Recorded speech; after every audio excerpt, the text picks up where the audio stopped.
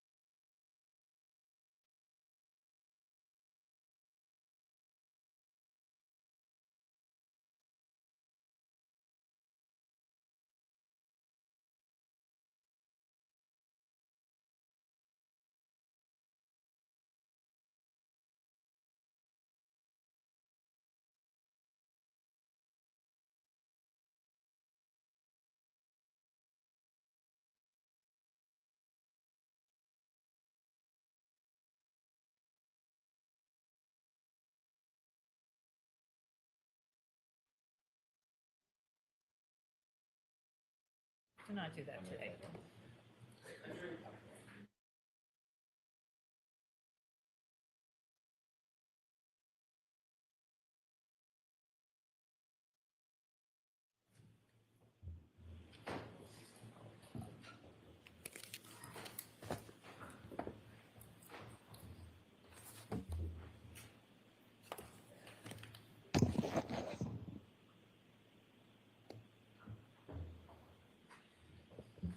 Hear ye, hear ye, hear ye. All persons have any business before the Honorable Beverly Kinematic, Justice of the Norfolk Superior Court, and for the County of Norfolk.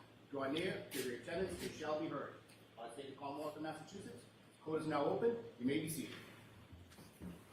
All right, good morning, counsel. Good morning, Ms. Reed. Good morning, jurors.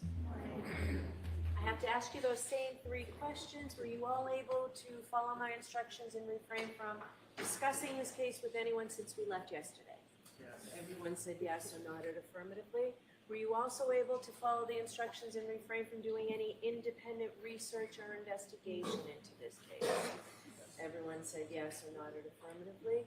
Did anyone happen to see, hear, or read anything about this case since we left here yesterday? Everyone said no or shook their heads. Thank you. Can we have Dr. Rentschler again, please?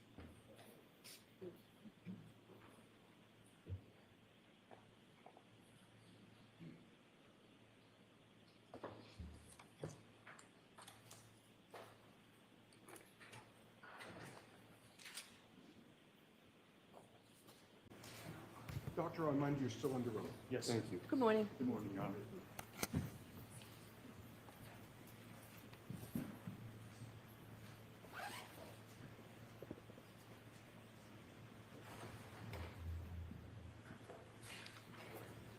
All right, Mr. Jackson, whenever you're ready. Are you ready, doctor? I am, yes, Your Honor. Okay.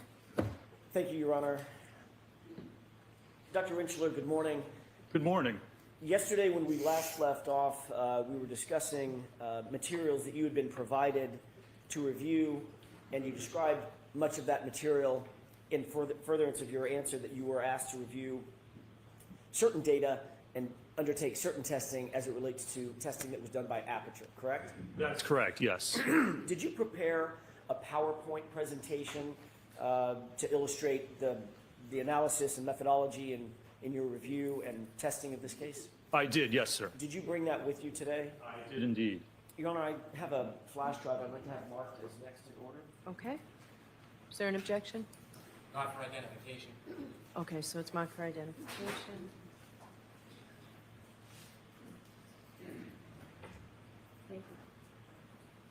That'll be KK for ID.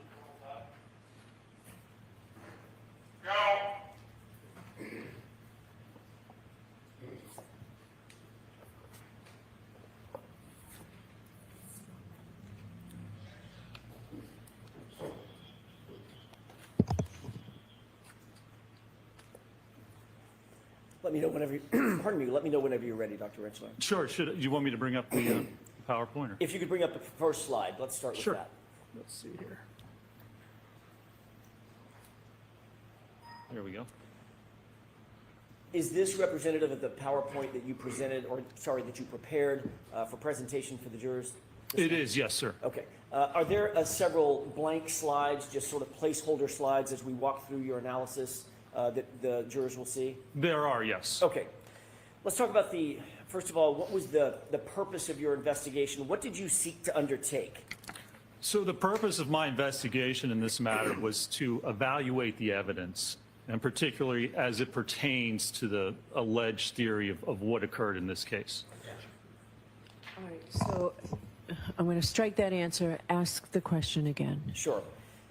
Did you seek to undertake an analysis of Aperture's testing or part of their testing? I did, yes, sir. All right. With regard to that testing, what was the reason that you undertook to analyze Aperture's testing? Sustained. Ultimately, were you in receipt of a PowerPoint presentation and a report from Dr. Judson Welcher? I was, yes, sir. Okay. Did you have an opportunity to review that PowerPoint presentation in whole? I did, yes. Were you able to look at his report and read his report and review his report. I was, yes, sir. Did you undertake an analysis based on his reporting and his PowerPoint presentation? Yes. So I want to see you both at sidebar for just a minute, please.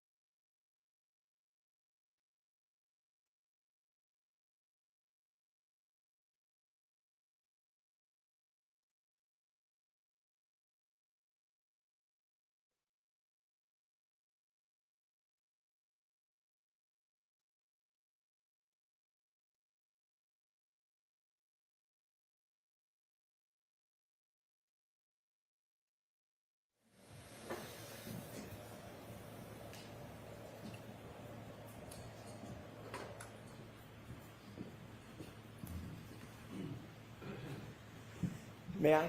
Yes. Did you undertake to review analysis and testing that was done by Aperture as reflected in the PowerPoint that you reviewed, as well as the report that you received? I did, yes. Did ARCA, yourself included, undertake testing based on your review of the testing by Aperture? We did, yes, sir. Okay. Tell me, what was the biomechanical analysis, that's the second point on your PowerPoint, what was the biomechanical analysis that was undertaken after you reviewed the Aperture reports and Aperture testing? What did you undertake to do? So I touched on this yesterday a little bit. A biomechanical analysis, there's certain steps that you have to do to actually perform a biomechanical analysis. First of all, you have to determine what the injuries are. What are the diagnosed injuries? Second, you have to determine what happened to the individual. So in this case, what would have happened to Mr. O'Keefe? His kinematics, how would his body move? Was it contacted by anything? Was it contacted by the Lexus? If so, what forces were produced on the arm, on his body? Were they sufficient to cause the injuries that he sustained? And in this case, it's a little more involved. We have, was he hit by the car? What happened after that? Did he somehow move into the yard? And then did something happen in the yard to actually cause the skull fracture? So in order to determine if that's what actually occurred in this case, you have to look at each of those three separate events. And you have to evaluate that from a biomechanical analysis by looking at the force, looking at the kinematics, looking at a human tolerance, and determining or attempting to determine what happened. Now, if you try to determine what happened, not only do you have to prove that that was the case and the facts support that that's what occurred, you also have to eliminate all other possibilities. Because if you're saying this is how it happened, not only do you have to show that that's true. So next question, and I'm going to strike that. Next question. Is there an element of differential diagnosis that goes into biomechanical analysis? There is, absolutely. Explain that for us, please. Let me demonstrate. So there are several peer-reviewed articles that I reference. Is this slide number 2, by the way? This is slide number 2. Thank you. Correct. This is injury reconstruction biomechanical analysis of accidental injury. And that sets forth the methodology that I just described. It's well written about, well reviewed in peer-reviewed articles. This is the method you need. If you're going to opine on biomechanics, this is the method you need to do, the steps you need to go through in order to provide an actual opinion. And describe that method just a little bit further. Does that include testing? That includes testing. Does that include both lab testing and field testing if it's possible? Absolutely, yes. Explain that. In fact, let me explain. Let me get through here. You know, I just had a couple examples here. This third slide, another reference about biomechanical analysis. Again, it's all throughout the literature, very well established how to do this. Now, it's all based on the scientific method, okay? And the scientific method, which, you know, it was really established back in the 1620s, but this tells you how to do a proper scientific analysis. So you have an observation, you observe something. So in this case, you might say, all right, there's superficial abrasions to Mr. Keefe's arm, and there's a shattered taillight. Are those two things related? Well, the first thing you do is you research the topic area. You look through the literature, you find or look for any examples of that happening. You see if there's any reports or peer-reviewed articles written about this very occurrence. Can you actually demonstrate that if your arm hit the taillight would shatter and cause those abrasions? If this occurs or is a common occurrence, it should be in the literature. You should be able to find information about it. Then you form a hypothesis. Either you say, I think this injury is related to hitting the taillight, or it's not. Whichever one you choose, that's where you then start to go into your experimentation. You have to develop tests to get data to actually back up your hypotheses. So if I said, well, I think the injury is related to it, what would you do? You would go and you would test it. You would get an arm. In this case, we got a hybrid 3 dummy arm, and we got an exemplar vehicle, and we hit the vehicle with the arm. Or we hit the arm with the vehicle, we ran into it, to determine what's going to happen when that occurs. Do we get the right circumstances, the right loading to actually occur in that case? So this, and then you go back and you analyze that. And if your results don't match up with your hypothesis, you have to reevaluate. You have to go back and see. If we don't get that type of injury, if we don't get the kinematics or the force associated with what we see, you have to reevaluate if your hypothesis or what you think happened is actually true or not. So you have to continuously go through this process. And that's what experts do. That's how you perform an analysis, and that's what's important. You know, I have 3 kids. I have a 9-year-old who's actually... So I'm going to ask you to wait for the next question. Okay, sure. Was there an example that you could use of sort of a real-world example that you might want to use to explain some or part of the scientific method? There is, yeah, and I would like to explain an example of what's important with that. So I was going to say I have 3 kids, a 9-year-old who's actually turning 10 today. Happy birthday, Kai. And I have 2 older ones. All right. We're going to stop this. Another example. Go ahead. Less editorializing. Minus all the personal. I'm sorry, Your Honors. Go ahead. Details matter, okay? Details in an investigation matter, and details matter here. You need details. You have to explain how things happen, okay? As an expert, I can't come in and just say, Sustained. It needs to be more question and answer. Why do details matter? because your opinions have to be based on the facts and the evidence. Why is that? Because that's what determines your conclusions. I can't come in and say, I think. Next question.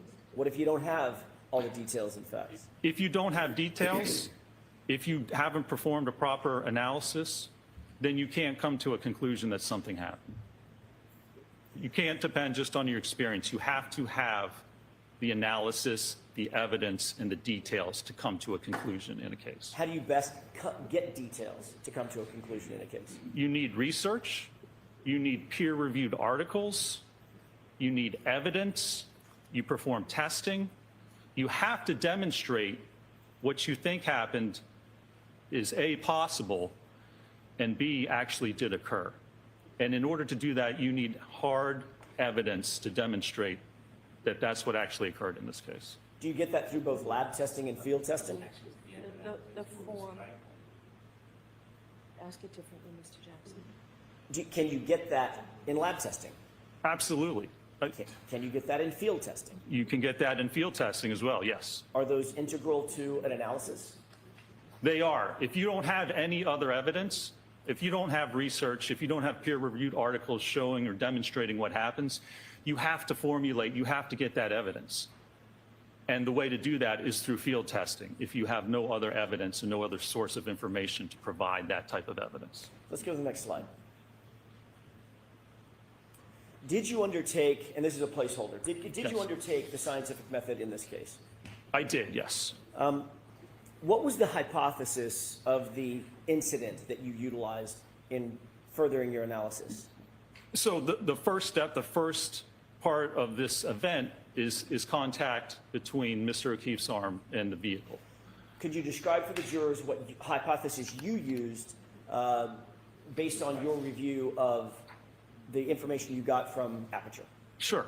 So the hypothesis that I looked at, Aperture, their testing and report indicates that Mr. O'Keefe had his arm out at a 90-degree angle. Sustained. What do you see, by the way, where are these from, these two slides? These two slides are from the PowerPoint presentation that Aperture provided. All right, so you didn't create these? I did not, no, sir. Describe the angle of the arm in the left photograph with the drinking glass in the hand. So the angle of that arm is approximately 90 degrees. The other photographs in the PowerPoint demonstrate that for someone the same height as Mr. O'Keefe, the arm would be about 90 degrees with an individual standing erect. That's what was demonstrated in their PowerPoint. Do you note anything in their PowerPoint, the Aperture PowerPoint, related to the clothing worn in that left photograph? Yes, they have the surrogates wearing a hoodie or a sweatshirt, which is the exact same type and brand that Mr. O'Keefe was found wearing at the time of the incident.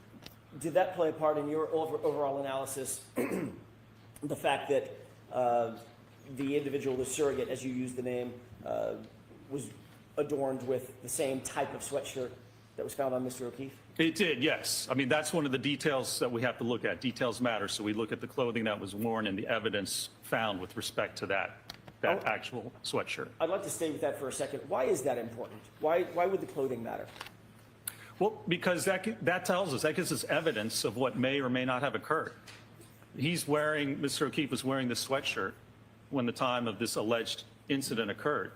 So if there is contact between his sweatshirt and that rear vehicle, the taillight from the Lexus, there would likely be evidence of that. And we have to look at that sweatshirt to see the condition of that sweatshirt, if there's evidence on that sweatshirt, and be able to pair that or match that up to what happened on the vehicle. Is that part of a normal biomechanical analysis to evaluate clothing of the body as well? Absolutely, especially when you look at automobile pedestrian impacts. Why? Because the clothing tells you, or can tell you, how the impact occurred, where contact occurred between an individual and the vehicle, what part of the vehicle, what part of the individual. So it either may or it may not, but it can give you very important clues about what may have occurred during the incident. Is that part of the normal methodology that's utilized in the field of biomechanical analysis, especially as it relates to pedestrian motor vehicle incidents? It absolutely is, yes. Look at the damage to the clothing. Look if you compare it up to the vehicle, to the ground, to other sources. It's another tool, another detail, and part of the evidence that allows you to try and determine what occurred. Do you have experience in reviewing clothing of individuals that may have been involved in vehicle pedestrian incidents? I do, yes. How often has that played a part in your biomechanical analysis and the methodology that you employ? It happens quite often when we look at automobile pedestrian impacts. That's really one of the steps that you need to do. You need to look at the clothing, you need to look at that evidence and see if that matches up with any other evidence in the case. Would it be a proper methodology to just ignore the clothing in a vehicle pedestrian incident? It would be, yes. I mean, it's really one of the first things you should do. I'm sorry, my question was, would it be proper if you just wholly ignored it? No, it would be improper. It would not be proper. It would be improper if you just ignored it.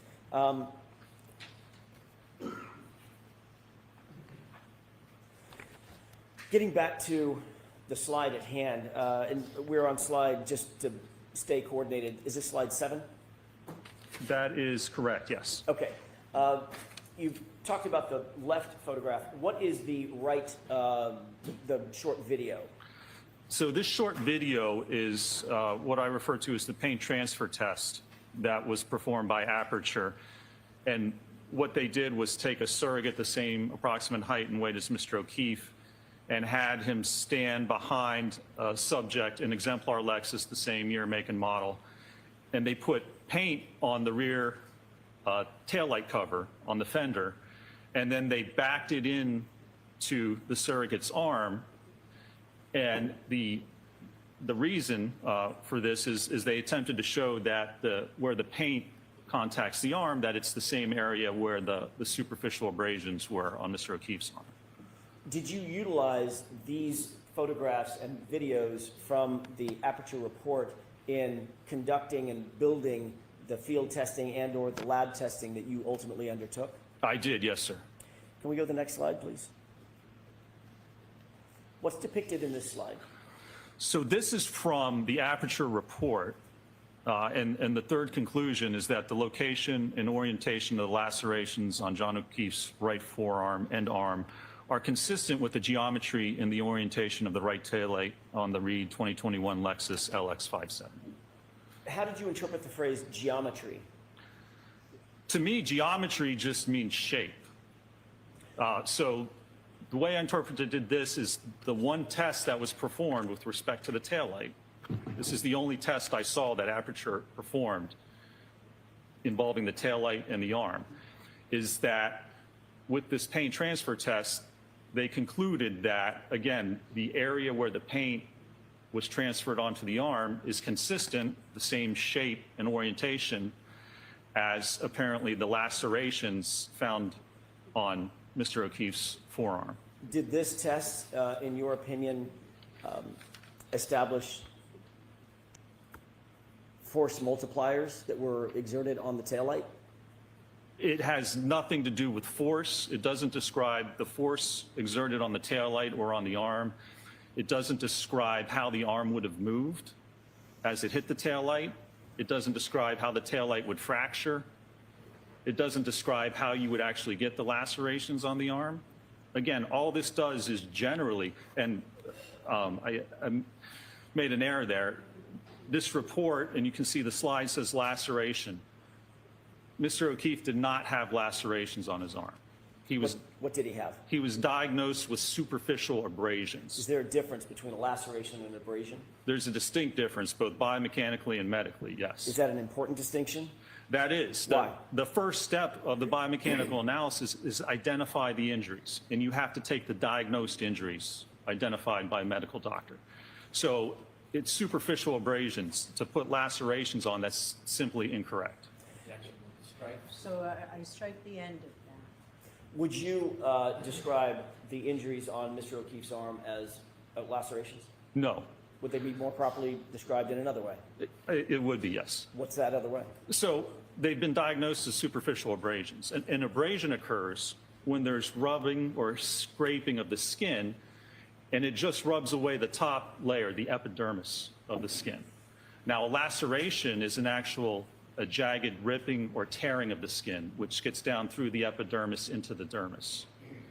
So abrasions take much less force, they're less severe than what a laceration actually is. In a biomechanical analysis, if it's done properly, is it is it important to get the proper injury to the body as a foundation to the entire analysis? That's core to the analysis because you're trying to determine how an injury occurred. You have to know what that injury is. You have to have the correct injury to be able to evaluate it. Let's go to the next slide. Bush. This is a placeholder. I want to ask you a little bit while this is up. We can turn the lights up. First step in the analysis. What is the first step of the analysis after you determine the injuries, the type of injury? So in this step, after you determine the injury, what we want to do is we want to look at the physical evidence.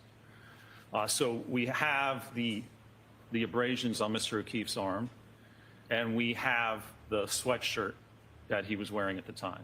So the first step in any investigation is to determine, does the evidence from the arm match up to the evidence on the sweatshirt? Did you undertake that analysis? I did, yes. Is that indicated in a slide a little bit later on in your PowerPoint? It is, yes, sir. Okay. Let's go to the next slide, please. What are we looking at in this slide? So this explains the injuries. And this is from on the left side, that is the diagnoses from the autopsy. The right side is from the hospital. And you can see it says blunt impact injuries of head and extremities, abrasions and lacerations. The laceration is on the back of the skull, on the back of the head where the occipital skull fracture is. When you look at the extremities, everywhere where it talks about the extremities, it's superficial abrasions. So the first step in a biomechanical analysis, you review the medical records, determine exactly what the injuries are. And you can see there's a picture of the actual abrasions. Those are the documented injuries or abrasions to Mr. O'Keefe's right arm. Are these acceptable sources? Well, let me ask you this. What are the sources that are reflected on this slide that you referred to or you relied on in coming to your opinions and conclusions regarding Mr. O'Keefe's injuries to his right arm? Again, on the left side is from the autopsy report from the medical examiner, and then the right side is actually from the Good Samaritan hospital where Mr. O'Keefe was taken. Are autopsy records, hospital records, medical records acceptable sources for a biomechanist to rely on in determining or coming to opinions and conclusions? They are the sources you go to determine what the injuries are, yes. Did you see, you reviewed the entirety of the medical records as well as the entirety of the medical examiner's file, is that right? I did, yes, sir. Did you see reference to any fractures that were noted on Mr. O'Keefe's right arm, either his arm, his forearm, or his hand? No, there were no diagnosed or references to fractures on any part of his right arm or hand. I'm going to ask Mr. Wolk to display a couple of exhibits, the x-rays. Okay. So he's going to take over the TV screen. Sure. If that's okay, Your Honor? Yes.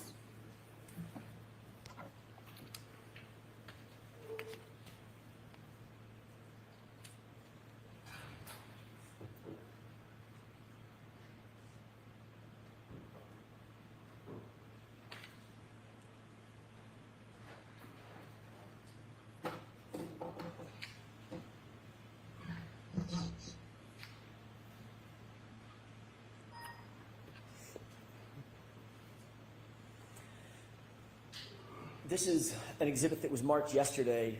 I want to say 226. I may be wrong, Your Honor. I'll get the right nomenclature in just a second. This is one of the exhibits, one of three exhibits that was introduced. That's the X-ray of Mr. O'Keefe's right hand taken January 31st, I believe. Did you review this in furtherance of your analysis? I did, yes, sir. Was it part of the medical record, medical records or these records?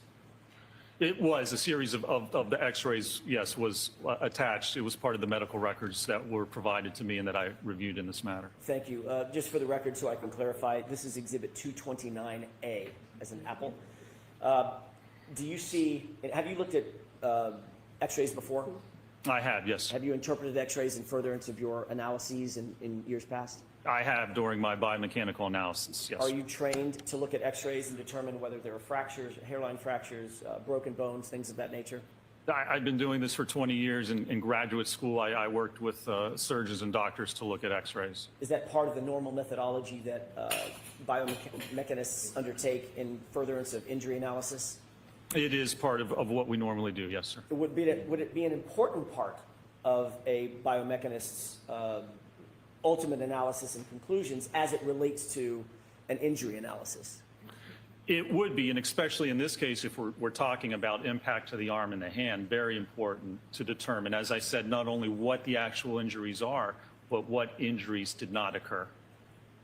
Would it be appropriate to come to any opinions and conclusions in an injury analysis if you were to ignore x-rays, if they existed? No, if x-rays exist, you need to review them. You need to determine what they represent and what injuries either did or didn't occur. You absolutely need to look at them. Do you see any injuries represented or any defects represented in this x-ray of Mr. O'Keefe's right hand? I do not, no, sir. Can you describe what you do see or what you would expect to see if there were injuries, broken bones, torn ligaments, things of that nature, swelling? What would you expect to see? You could actually see the fracture lines on the bones. They are evident along the hands or along the ulna and the radius. Any dislocations you see, there would be a difference in the space at the joints between the bones. Dislocation, then there would be increased space or even a decreased space if there's compression of the joints, the interphalangeal joints, the metacarpophalangeal joints, the wrist joint. There's no indication on these x-rays of any fractures or any trauma or any type of injury to the bones or the joints. Can we go to 229B's in Bravo with the court's permission? Yes. You see what's depicted in this photograph? I can, yes, sir. What is this?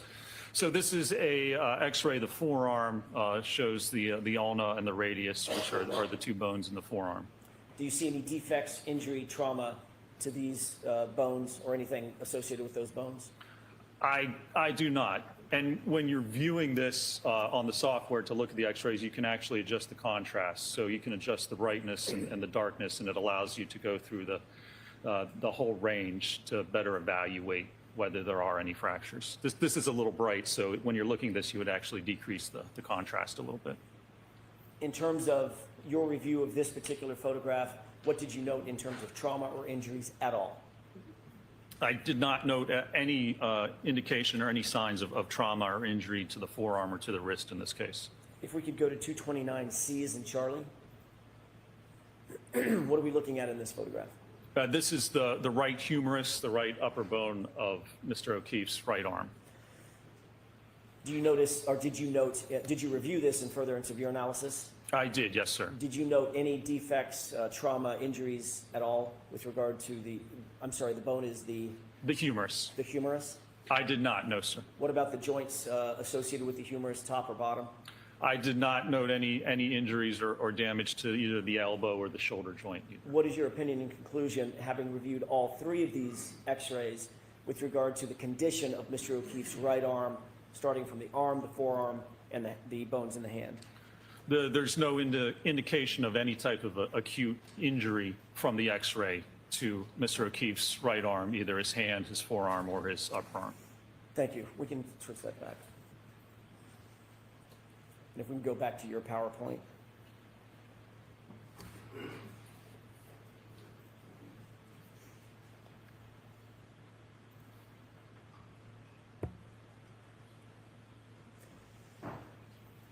Can we go to the next slide, please?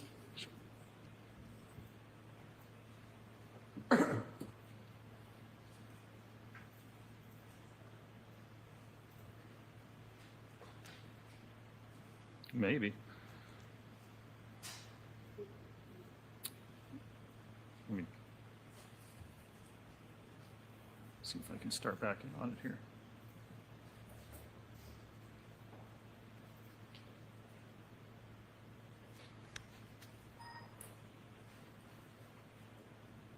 Okay, there we go. What are we looking at in this slide? So again, this is the hoodie or sweatshirt that Mr. O'Keefe had on at the time of this alleged incident.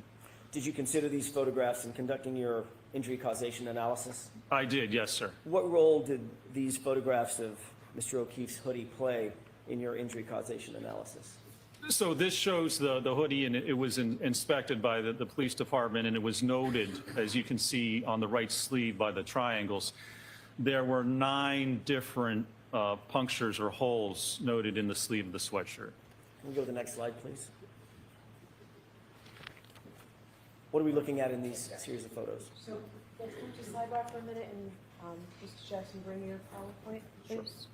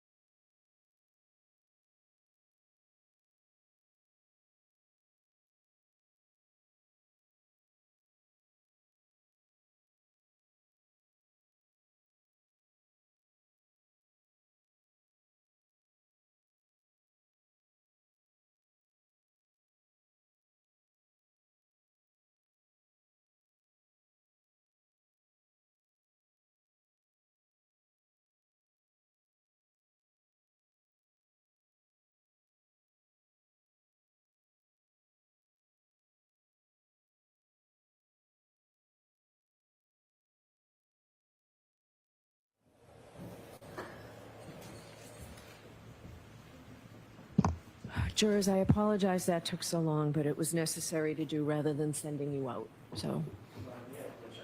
Sure.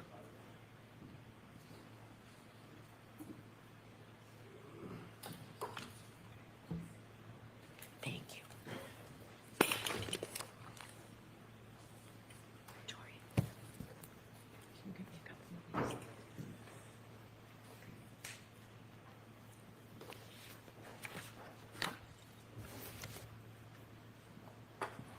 One moment. Okay.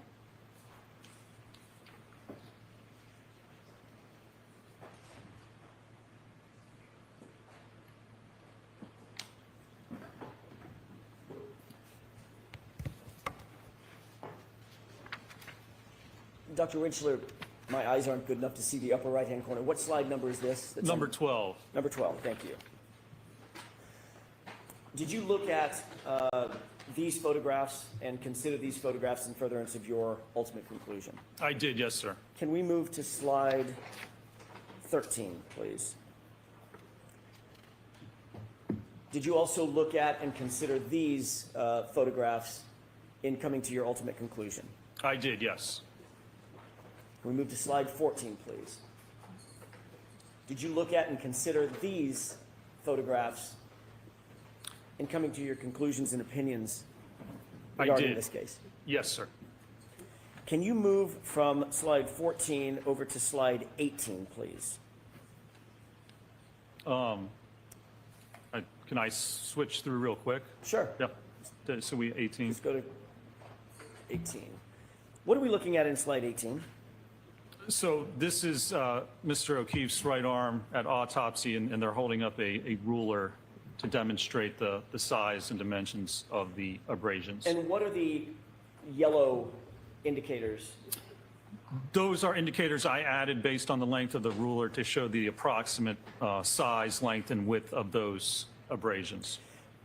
Was it important in your biomechanical analysis to measure and denote all the injuries? It was, yes. Did you actually count the number of injuries on Mr. O'Keefe's arm?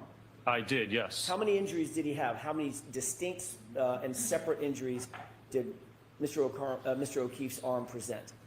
Conservatively, I counted 36 different superficial abrasions on his right arm. And did you go through all the photographs in an effort to count and distinguish one abrasion and one defect on his skin from another? I did, yes, sir. And you said conservatively 36 separate abrasions, correct? That's correct. What does that mean in terms of the mechanism that you would expect to cause that abrasion? Well, you need 36 different points of contact with to get through the sweatshirt and get to the skin to actually cause abrasion to the skin. 36 different separate points of contact to the skin. How many defects, remind us, how many defects were noted by the crime lab in Mr. O'Keefe's right sleeve? 9 defects. Can you scroll to slide 22 quickly, please? What is this? This is a slide, again, from Aperture, from their PowerPoint. It's the only slide, the only photo, the only indication of the hoodie that I found in their analysis. And it also has pictures showing, looks like they try to line up the top of that taillight cover. Sustained. Do you see there's some sort of marking on that lower left photograph with some yellow lines? I do, yes. How did you analyze that marking? I analyzed that. It goes through the part of the taillight cover and then goes through part of the upper arm of the surrogate. And there's a parallel line to it a little bit in a V shape. There's a parallel line below it. How did you analyze that line? I analyzed that as apparently showing that the area of the taillight. So not apparently, what did you How did you analyze? interpret sure. that? I interpreted that represents that area of the taillight corresponds to the area of the upper arm. And there's a red dotted line around the tail light, correct? Correct. How did you interpret what that represents? That was the part of the taillight that fractured. Did you put any of these lines on there, or are these all from aperture? These are all from aperture. I did not put any of those on there. You see the small, it's horizontal, I'm sorry, it's vertical photograph of Mr. O'Keefe's arm? I do, yes. Did you note anywhere in the aperture report a denotation of the number of abrasions, counting the number of abrasions on Mr. O'Keefe's arm? There's no denotation, no indication that the number of abrasions were ever counted. No, sir. Ultimately, based on your review of and all of your testing, did you come to an opinion or a conclusion as to whether or not the abrasions on Mr. O'Keefe's arm are consistent with striking the right rear taillight of the Lexus? I did, yes. And what is that conclusion? That they're inconsistent with striking the taillight or being produced as a result of contact with the taillight. Why did you come to that conclusion? There's a number of reasons that I came to. First of all, the abrasions, the numbers don't correspond to the number of holes or... Sustained. Did you consider, without counting the number of abrasions and the number of holes, did you consider the abrasions? I did, yes. Did you consider the sweatshirt? I did. Was that an important part of your analysis? It was, yes. What else did you consider? I considered that it was not possible to line up 36 different abrasions with So I'm going to strike that answer, ask it differently. Your Honor, if he could finish his answer. He was about to say contact with the taillight. Yep, so ask it differently, Mr. Jackson. Sure. What did the 36 abrasions, conservatively, and their interaction with the taillight have to do with your ultimate opinion and conclusion? Well, that you have to, if those abrasions came from contact with the taillight, you have to be able to correlate them and line them up with contact, 36 different contacts from the taillight. And ultimately, based on your understanding of Aperture's review and the photographs that you saw, you were presuming, based on Aperture's testing, that Mr. O'Keefe was wearing that hoodie. Is that correct? Sustained. What was the condition? Let me ask it this way. There's a photograph in the Aperture report that we're looking at with blue paint on an arm, right? Correct. Is that your understanding, or did you test that Mr. O'Keefe could have been hit wearing short sleeves? No. What did you test? What was your presumption and assumption in your testing? That he was wearing the hoodie that was found on him at the time. With the 9 holes in the right sleeve? With the 9 holes in the right sleeve. Watch the form of the question, Mr. Jackson. Sure. Let's go to the next slide, please. What is this? These are the top two and bottom right slide are from the Aperture PowerPoint. How did you interpret the the 2 photographs on the right, the parallel lines and the red lines in that slide? The parallel lines correspond to an area of the fractured tail light, and then the red dotted line corresponds to an area of abrasions on Mr. O'Keefe's upper arm, and there's a red arrow pointing to part of the fractured tail light. Can we go to the next slide, please? What are we looking at in this slide? Again, this is the paint test. This is the only test that was conducted by Aperture to look at the tail light and the arm in this case, and the interaction between the two. Did you note whether in all of Aperture's data that you reviewed, whether or not there was any measurements to determine whether the abrasions were consistent with contact with the Lexus? I did. There were no measurements at all taken with respect to that test. No measurements with respect to where the contact happened on the car or on the arm itself. There was no indication of where that blue paint extended on the surrogate's arm, say from the wrist up to where the laceration or the abrasions would have occurred. Is that important? It's very important. Why? Because you can't say that the area where the blue paint is corresponds to the area of the abrasions if you don't take measurements. If you just eyeball it, all you can say is by eyeballing it, it looks approximately the same. but that's not scientific. You can't come to an actual conclusion that where that paint covers the arm is where those abrasions actually were. They could lie outside, they could lie forward, they could lie above that painted area. You can't say with any scientific certainty that that area of paint corresponds to where the abrasions are. In this motion video and the still photograph to the left in slide 24, is that what we're on, 24? We are, yes, sir. What did you note with regard to the positioning of the surrogate's arm? I think that's Mr. Welcher. As it relates to the taillight and the back of the SUV. Yes, the positioning of the arm in the photographs as well as the one test that was performed, the arm is approximately 90 degrees, level in line with the rear taillight of the vehicle. Did you seek to do any testing approximating the positioning of the arm as you saw it, as you interpreted it in the aperture data? I did, yes, sir.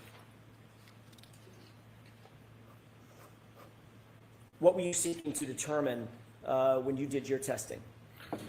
Well, if we want to determine whether the orientation and the position of the abrasions on the arm correspond to the tail light, you have to have the arm in the position that you claim it struck the tail light and then look at the abrasions. Because if you're looking at orientation and the direction of the abrasions, you can't look at how they exist with the arm. The only pictures of the arm of the abrasions are with Mr. O'Keefe's arm extended. But that's not how he would have had it according to the test. It would have been at a 90-degree angle. Dr. Rentschler, were there any peer-reviewed articles cited in connection with Aperture's paint transfer test? I did not see, I was not provided a single peer-reviewed article with respect to the paint test or any indication of any test or article looking at arm contact with the vehicle or a taillight cover. Can we go to slide 25? What are we looking at in this slide? So in this slide, the picture on the far left is the photographs provided from the autopsy in hospital with Mr. O'Keefe's right arm fully extended. Again, those are the only photographs we have. What about the photograph in the middle and to the far right? In the middle and the far right, what I did was actually take that arm and then rotate the forearm to put it in a position that it would be in as demonstrated by the paint test with the arm at approximately 90 degrees. What was the import of this, this undertaking? Well, if you look at the paint test and the way the arm's at 90 degrees and having the car come and essentially contact and push the arm out of the way, that's going to give you or tell you the directionality or the direction of the abrasions. Because if you have your arm at a right angle and the vehicle comes and pushes and slides against it on that forearm, you expect those abrasions to be horizontal, to be in line with that forearm. Are they? They're not. You can see some of them are vertical, some of them are angled, some of them it's hard to tell what the directionality is. But if your arm, again, is being struck and pushed this way, as it's pushed and as the car goes by, if this would occur in this manner, you would expect those abrasions to be horizontal in the direction that the vehicle is actually traveling.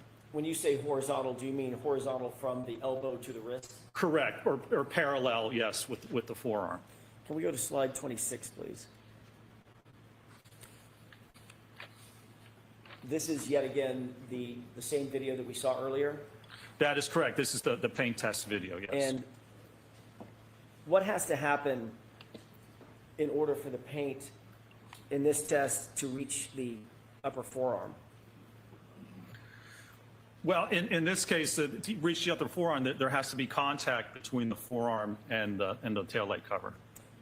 Can we go to the next slide, please? What is this slide showing? Again, this shows, you can see on the right, I added arrows to kind of show the directionality of the different abrasions. And on the forearm, they simply do not line up with the type of kinematics or the type of motion shown in the paint test. Again, of the arm getting pushed out of the way and the car traveling past. If there were going to be abrasions from the fractured glass as it moves along, again, it would be lengthwise parallel to the forearm. If the arm was positioned as it was indicated in the paint test done by Aperture, would you expect to see this pattern of injuries on Mr. O'Keefe's arm if in fact it contacted the taillight and if in fact it was abraded based on the taillight? You would not. You can't get, for instance, horizontal abrasions on the upper arm and somehow get vertical and angled abrasions on the forearm. The kinematics don't work out to actually produce those types of injuries. Can we go to the next slide, please? What are we looking at in this slide? So again, this is the paint transfer test, and it demonstrates there were no measurements taken, so we don't know the exact size or location of that paint or of the lacerations. And you can see the photograph on the right basically shows that after doing the test, a picture of the right arm was put next to it and basically eyeballed to say it's the same, well, it's only approximately the same area.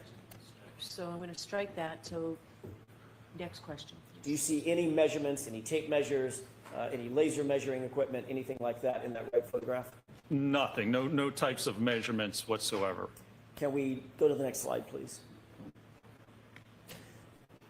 This is, on the left, the same video that we've seen several times, correct? That's correct. What are we looking at on the photograph on the right? So on the right, it is the video of this test taken from the side of the vehicle. Did you notice anything of note in this angle of the paint transfer test? I did. I slowed this video down, and so as you can see, as it starts out, and you'll see the vehicle starts to slowly back. So there was no photographs showing the position of the arm in the back of the car. The video is from the side, and the top video, you can't tell where the arm is positioned against the tailgate. But whatever positions it's at, you can see as the car backs up here, look at the elbow and the upper arm. If the car backed directly in this direction, there would be no contact with that elbow or the upper arm. And remember, this test is to show where the paint would transfer and if that correlates to the lacerations. You mean before you start the video, when you say there would be no contact with the elbow or the upper arm, you mean the biceps area and from the elbow up? That's correct. Is that based on the photograph on the right and the positioning of the surrogate? Exactly. You can see right now, if the car just backed directly straight back, it would not contact the elbow or the upper arm. Before you play the video, what did you note when the car from the angle to the right of the video on the right? What did you note as the car, just before the car starts to make contact with the surrogate? What did you note? So in order to get that pattern on the arm, right as the car contacts the arm, the surrogate pushes his elbow forward, leans into the car against the light, and then rolls off. Can you play that for us, please?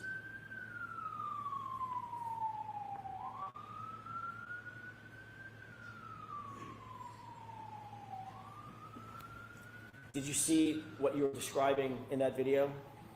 I did, and I can slow it down. So you can see, even at this point, as the car approaches, it would not contact the elbow or the biceps. So as it comes in, watch the elbow all of a sudden shoot in. Surrogate turns his arm in and then leans against the light cover. So this is not indicative of someone standing there and having a car back into their arm. In order to get that pattern of paint on the arm, someone would have to stand there, and as the car approached and contacted their arm, they would have to actually push their arm forward and lean into it to get that paint pattern. Is that, in your view, proper scientific testing? Sustained. Let's move to the next slide, please. What is this? And so this is that same event, and you can see I slowed it down even more just so you can see the actual movement of the elbow and the upper arm to get that pattern.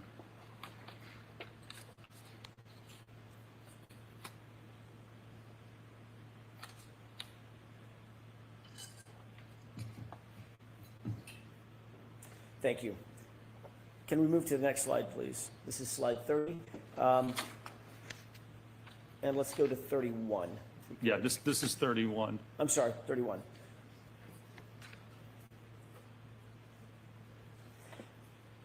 What conclusions or opinions did you reach or could you reach after reviewing the totality of the results of the paint transfer test?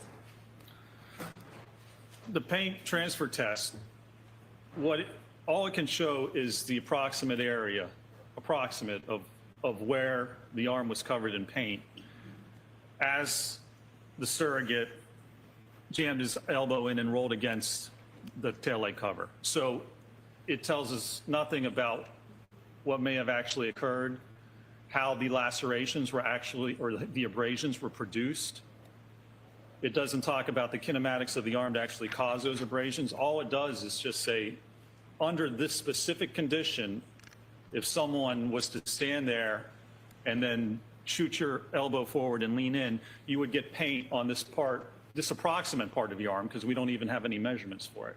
That's the only thing that test demonstrates, and that's the only test that was conducted to look at the interaction between the arm and the Lexus in this case. Did you reach any opinions and conclusions regarding whether the physical evidence is consistent or inconsistent with the injuries to Mr. O'Keefe's right arm? I did, yes. And what are what's the basis? The basis is looking at the number of laceration or the number of abrasions on the arm, as well as the orientation and direction of those abrasions. And they don't correspond to how the arm would interact with the vehicle if it was at a right angle and struck by the rear of that vehicle. Do you hold that opinion to a reasonable degree of scientific certainty, Doctor? I do, yes, sir. Can we move to the next slide, please? Actually, slide 33. I may have just a moment, Your Honor. Yes.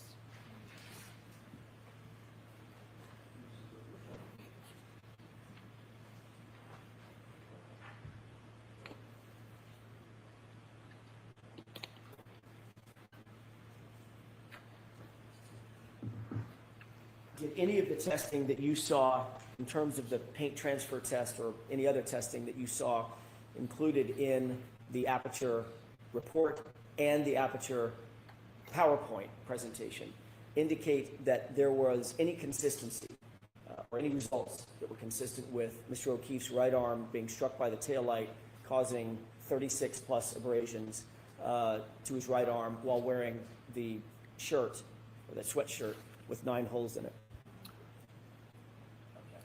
That's sustained. You have to ask that differently, Mr. Jackson. Did you determine, based on the testing by Aperture, whether or not it was consistent, that paint transfer test was consistent with Mr. O'Keefe's arm being damaged by the taillight at speed? I did. Okay, and what is that conclusion? That does not represent that at all. The evidence from that test, again, it's only puts paint on the arm. So in no way does that determine or demonstrate how, if the arm struck the taillight cover, how the taillight cover could shatter, how the movement of the arm could interact with the cover to produce those abrasions. Did you go, I'm sorry. There's just no evidence of that. There's no steps taken to demonstrate how, if that's even possible, would that actually occur in a case like that? First, you have to show it's possible. I saw no peer-reviewed articles, no research data, and the only test that was done that links the injuries to the taillight cover is this paint test. Is that the paint test in which the arm was leaned into the car? In which the elbow was shot forward and then the arm and upper arm was leaned into and against the cover. Doctor, did you also go on to further your injury causation analysis by performing impact tests to evaluate the kinematics involved? I did, yes. Can you describe that for us, please? Sure. So one of the steps involved in the biomechanical analysis is the kinematics, the motion. So we need to look at the motion of the arm. If the arm hit the taillight cover fractured, and you got abrasions, you need to be able to show that. You need to look at how the arm would actually move if it was struck by the vehicle. I've seen no peer-reviewed articles or research to demonstrate that. So what you need to do then is do testing to look at how the arm would actually move. and whether it's possible to create those conditions to actually get that injury. Did you use an ATD hybrid 3 arm for testing? We did, yes. We used a 50th percentile male ATD hybrid 3 arm. Is the use of that hybrid 3 arm accepted in your industry in terms of testing? Yes, it certainly is. As I said yesterday, it's the gold standard for testing. And the arm itself is used just for that very purpose. In fact, there's a number of studies, they use the 50th percentile arm to look at airbag deployment. One of the issues with airbags for the driver is it comes out of the hub of the steering wheel. So if you're steering and you're turning your car and you hit something and the airbag goes off, what happens? It blows right into your forearm, and it can actually cause fractures. We see that quite often. So they perform testing with the 50th percentile arm to look at the forces and acceleration on the arm as airbags go off. Very similar. So if your hand was hit by the back of the arm was hit by the back of the car and propelled forward, that's very similar to having an airbag deploy. Actually, this would probably be more severe. An airbag's almost like a giant pillow enveloping the arm, and here we have an SUV actually contacting the rear of your arm. Can we go to the next slide, please? Sure. This is 35. Let's see, here's 35. There we go. Thank you. What's depicted here? So this was testing done at 15 miles an hour and suspended so that it was actually impacting the right rear of the Lexus as the Lexus was traveling at 15 miles an hour. Was there acceleration that was noted on the arm, force and acceleration? There was on both the arm as well as the hand, yes. What was the result of the damage to the taillight based on this test? So in this test, there was actually no damage. As you can see, it catches kind of the hand and the forearm. And if you want to describe it as kind of a glancing blow, there was not enough force at 15 miles an hour on this glancing blow to actually fracture the taillight. Is the position of this arm relative to the SUV consistent or inconsistent with the original spot that the surrogate in the paint test was standing as it related to the SUV? It's consistent. We lined it up so it's consistent with that original location so that it would not impact the elbow or the upper arm. So at that position, if there's impact to the arm at 15 miles an hour, it doesn't cause the taillight to fracture. And it's also important to look at the kinematics. If you look at the acceleration data below, that hand and arm is accelerated. The hand's accelerated up to the speed of the vehicle in about 2 to 4 milliseconds. How long does it take to blink your eye? 250 milliseconds. It takes a quarter of a second to blink your eye. So this occurs if your hand's hit at 15 miles an hour by a car, it's going to be accelerated up to the speed of the car about 50 times faster than you can blink. Can we go to the next slide, please? And what are we looking at in this? So this is lab testing at 17 miles an hour. So the housing and the cover was basically propelled into the forearm of the dummy at 17 miles an hour. What was the acceleration that was noted on the arm? So when you look at the arm, its acceleration here is almost 300 Gs. What does that mean just to us? So, 300 Gs, if you look at weight, if you say the weight of the arm is 10 pounds, 300 Gs means there's 3,000 pounds of force acting on that arm. Is that enough to break a bone? It's more than enough to break a bone. Is that enough to to tear ligaments? Absolutely, yes. What about the bones in the hand? Are those stronger or the same resistance as the bones in the forearm? Or are they more delicate? No, the bones in the hand are, as you can imagine, much weaker because they're much smaller. When you look at the carpal bones, the metacarpal bones, the metacarpal interphalangeal joint, which is basically your knuckles, they are much smaller and it takes much less force to fracture your hand bones compared to your ulnar radius. Let's go to the next slide, please. What are we looking at in this slide? So this is a 24-mile-an-hour impact with the arm of the dummy contacting the rear, again, tail light. and it shows you the motion, the dummy suspended, shows you the motion of the dummy, and again, the force and acceleration. Now, that right video I put in because that's real-time video. We've been showing the low speed, but look on the right. This is the actual speed at 24 miles an hour. That's what it looks like if you have your hand out and it's struck by an SUV. Is the arm accelerated in this, do the same physics apply? Is the arm accelerated up to the speed of the car in milliseconds? It is, yes. It's all about weight, right? Because you have a 6,000-pound car and you have a 10-pound arm. It's whatever speed that car is going, your arm, your hand, whatever's sticking out there is immediately going to get accelerated up to the speed of that vehicle. The video on the right is in real time. Like you said, it's sped up in milliseconds. Is that right? That's correct. Is the Hybrid 3 that's used in this test, is that suspended from above? The dummy in this test is suspended from above, yes, like a pendulum, barely touching the ground. Is the dummy connected to the ground in any way? No, it's just its feet are barely touching. What would happen if there were forces applied to that dummy that went perpendicular to the travel of the vehicle? What would happen to the dummy? Well, the dummy would swing out like a pendulum in that direction. Based on your review of the test that was done, the 24-mile-an-hour test, were there forces on that dummy that were perpendicular to the car such that the dummy would swing out or be forced out or be propelled out away from the car? No, there were no forces from the testing, and it's simple physics. Your center of mass of your body is basically at your umbilicus or your belly button. So in order to move the body, you have to apply a force at that part of the body. If your arm's struck, it's not going to move your body appreciably. All it's going to do, your arm's like a moment arm, it's going to spin you around. Could there be some motion forward or backward if you take a step? Possibly. But the center of mass of your body isn't going to move. You have to get struck by the vehicle to have the body actually move in a specific direction. Can we go to the next slide, please?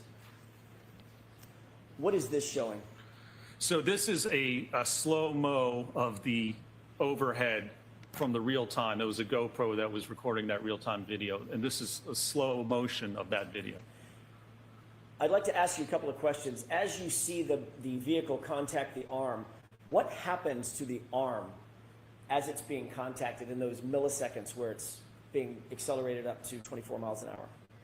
Well, the arm's accelerated up and pushed away from the body. So whatever part of your arm or body is contacting the car, that's going to be pushed forward away from the rest of your body. So not only is it loading the arm with an impact force as it strikes the arm and the hand, but then it's actually stressing the joints too. It's like ripping imagine having a car come and 3,000 pounds of force pulling your arm forward at the elbow, at the shoulder joint. It's putting a lot of force and pressure on that appendage. What's the G-force for the 24-mile-an-hour impact? G-force, let me see exactly. Could you pause that video for a second? Sure. Because I want to ask you a couple of questions about it as well. Let me see exactly what that G-force was. Do you need to refer to something? Yes, my report. With the court's permission? Yes. Thank you.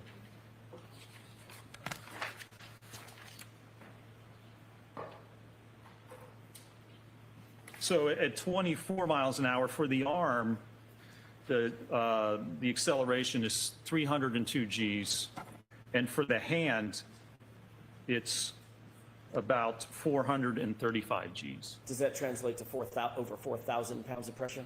Well, for the arm, it's close to 3,000 if you say a 10-pound weight, and for the hand, that can be anywhere from 800 to about 1,600 pounds of force acting just on the hand itself. Understood. Can you back this up a couple of frames? Sure. Pause it where I ask you. One more frame back. One more back. Right there. What's happening physically to the arm, to the right arm at the point of impact? So there is a force on the hand, on the forearm, where it contacts. Now, your arm just isn't going to hit and the force be distributed evenly across the entire part of the arm. That's not how your arm is actually articulated. Even if it was, again, that's similar to an airbag deployment, where at these levels you would get fractures. But if it hits the hand, now, if Mr. O'Keefe's holding a glass at the time of this impact, think about that. What happens is you're holding a glass. It exposes the knuckles. So if you're holding a glass and your arm's at a 90-degree angle and the car comes back and hits your hand, it's going to strike right on the knuckles. The force is going to be applied right at that joint. And then it's going to likely hit along the forearm back near the elbow. What's the shape of that arm in this still photograph?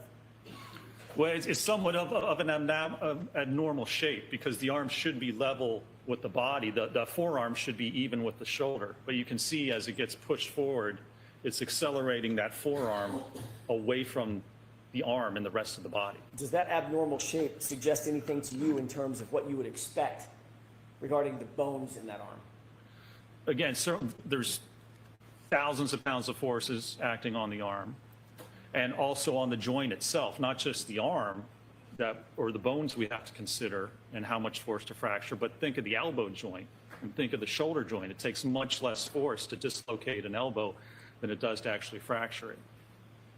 Did you see any evidence, based on your review of the medical records, including your review of the x-rays, any evidence of any dislocation?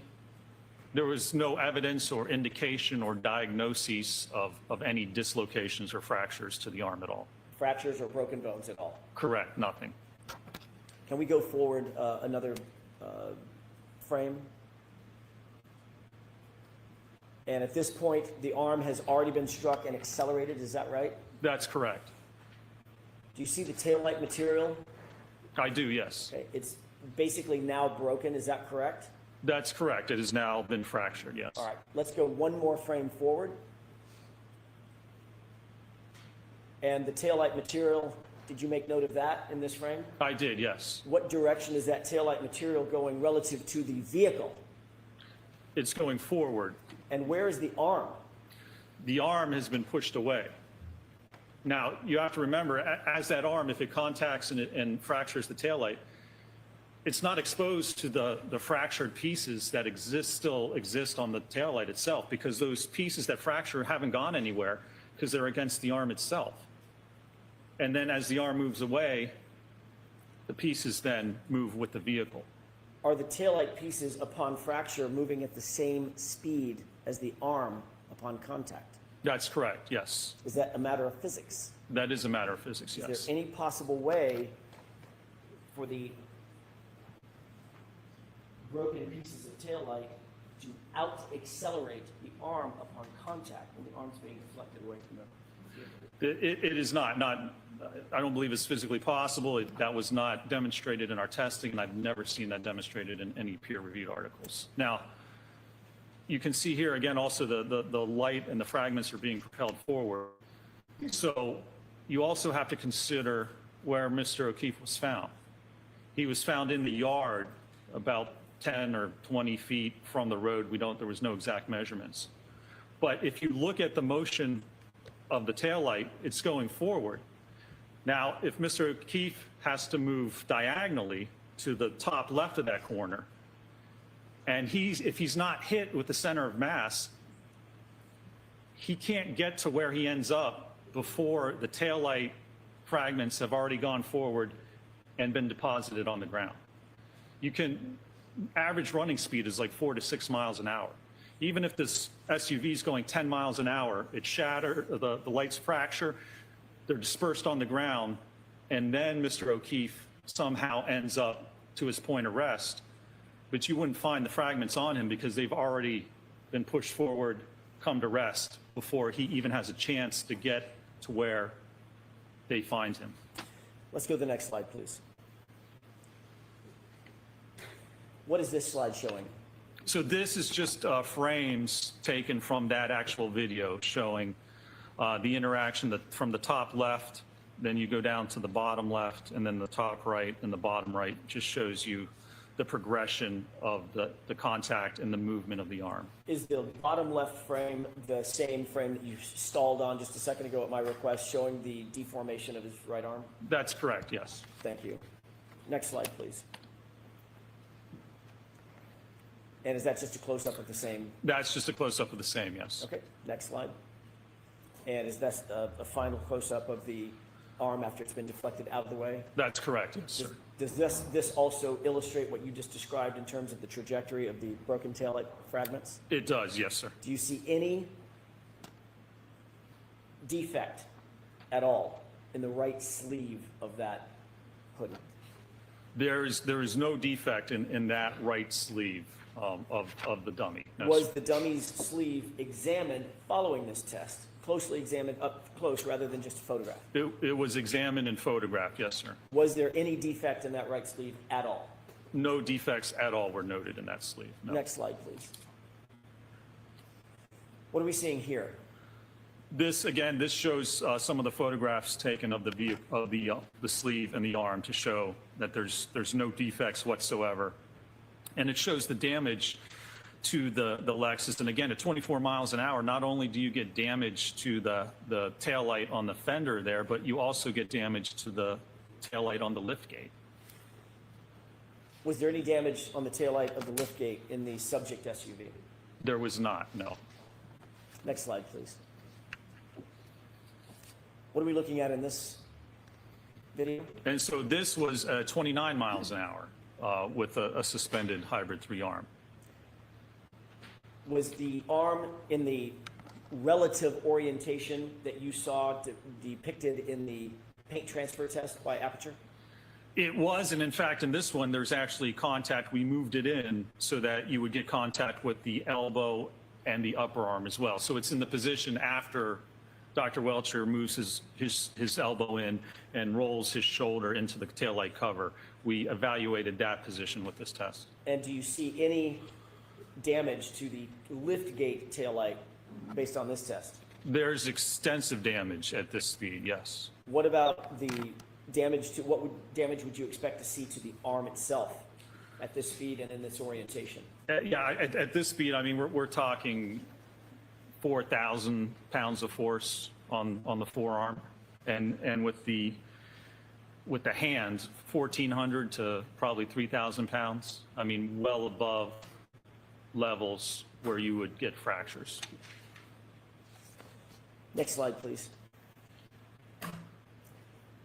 What are we looking at in this slide, these two photos? This was the final test that was conducted in using a dummy, and it was impacted at 29 miles an hour.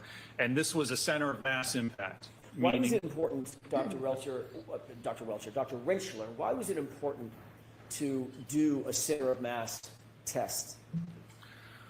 Because if we have an auto pedestrian impact and you want to see where the pedestrian ends up, you have to evaluate how they were impacted by the car. In order to have the pedestrian move any substantial difference, it has to be hit at the center of mass. Again, it has to be hit at that belly button area to propel the body in a certain direction depending on the speed and direction. If there's no center of mass impact, how does someone get to the point of rest? You can't correlate a side swipe where the arm gets contacted and say if someone ends up 20 feet away, there's no way to correlate that arm impact caused them to somehow move 20 feet away. It wouldn't be as a result of the actual incident. It wouldn't be a result of the impact pushing their body in that direction. From a physics standpoint, is it reasonable to believe that your arm could be struck, just your arm could be struck as it's out in front of your body, and you could be propelled backward, say 7, 8, 10, 12 feet as a result of that strike? No, it's not reasonable. That's not physically possible. And you look at the arm itself, and we're looking at talking about the injuries and the abrasions compared to fractures. So if Mr. O'Keefe's arm was hit at 24, 29 miles an hour, what this suggests, and there were only abrasions, what this would suggest is that if the taillight doesn't cover or fracture, you can have your arm hit at 24 miles an hour and you wouldn't have any injuries at all, which from a biomechanical standpoint doesn't make sense. If the claim is that the fractured taillight's the only thing. So I'm sustaining the objection to that. I'm going to strike that portion, Mr. Jackson. Let's go to the next slide. What are we looking at in this video? So here's the video showing that strike at 29 miles an hour with the center of mass impact to the dummy. What's the import of this particular test? Why was this important, and what did you conclude following this impact test, the center of mass impact test? There's a couple of reasons. It shows there was extensive damage to the rear of that Lexus. So if you had a center of mass hit, you would have damage to the liftgate, to the fender, to the sheet metal. You would have substantially more damage than what we had in this case. And secondly, which I believe is just as important, it shows the post-impact trajectory of the dummy. So again, if you're struck on the corner by the Lexus, the dummy goes straight back in line with the vehicle. There's no force and no direction to actually cause that dummy to move off into the side of the vehicle. So you can't be hit center of mass with the vehicle going straight back and somehow end up 10 or 20 feet to the side of where the vehicle is traveling. So in this circumstance, would you expect the taillight material to be distributed straight back in the same center line as the vehicle is traveling? Yes, absolutely. Would you also expect the body to be struck and moved in the same center line as the vehicle? Sustained is too long. Sure. What about the body? What directionality would you expect on a center mass hit? The body's going to move in the direction that the vehicle is moving. That main direction, that main force moving straight back, the body is going to move primarily straight back. Did you reach an opinion or conclusion regarding whether the right arm kinematics are consistent with fracturing the taillight cover and sustaining the abrasions that you saw on John O'Keefe's arm? I did, yes. What is that opinion? My opinion that it is not consistent with contacting and fracturing the taillight cover. Do you hold that opinion to a reasonable degree of scientific certainty? I do, yes, sir. Can we move to the next slide, please? And I could have just a moment, Your Honor. Sure.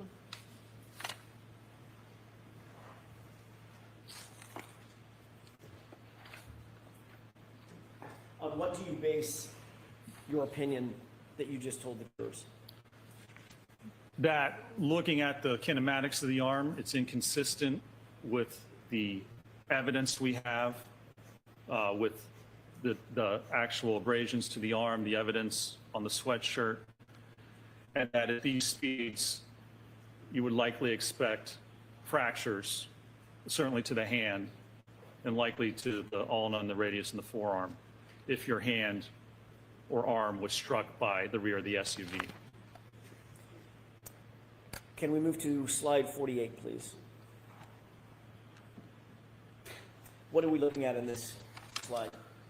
This was a study where they used an impactor and they contacted the dorsal or top part of cadaver hands.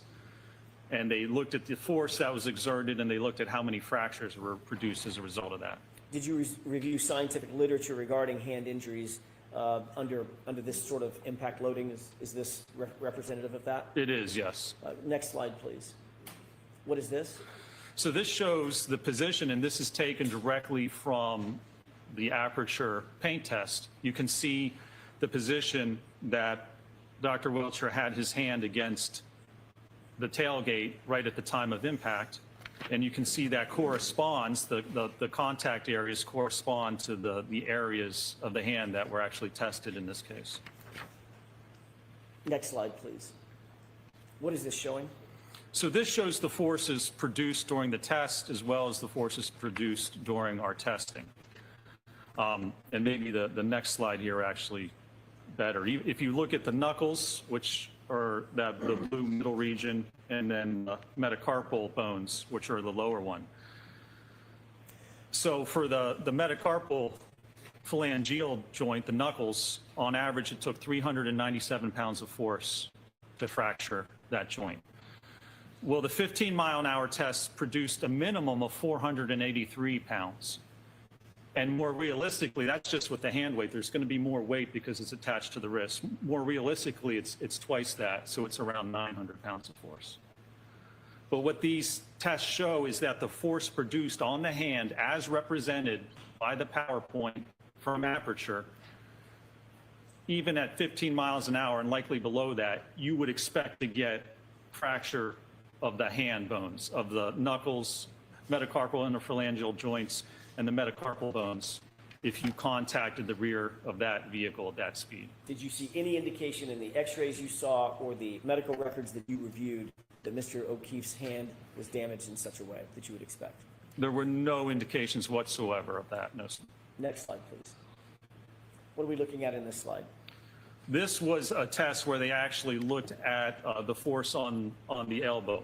So this is a direct longitudinal force against the elbow. Now, there's no indication of exactly, the pain test has the arm horizontal, but there's no indication or evidence of whether maybe it would be angled or if it's straight horizontal. But even if your arm's angled a little bit at the point of impact, the forces, again, on the right are what we determined from our testing, and those are minimum. Again, that's just with the forearm. If you include the entire arm, it's about twice that. So even at 10 miles an hour, you're going to have 600 to 1,200 pounds of force acting on the arm. Is that enough to break it? That's enough. If you strike the elbow, that's more than enough to actually fracture the different bones of the elbow. If an arm was hit at that speed with those forces, would you expect the x-rays to show no trauma, no broken bones, no fractures, no hairline fractures? I would not expect that, no, sir. Next slide, please. What are we looking at in terms of this slide?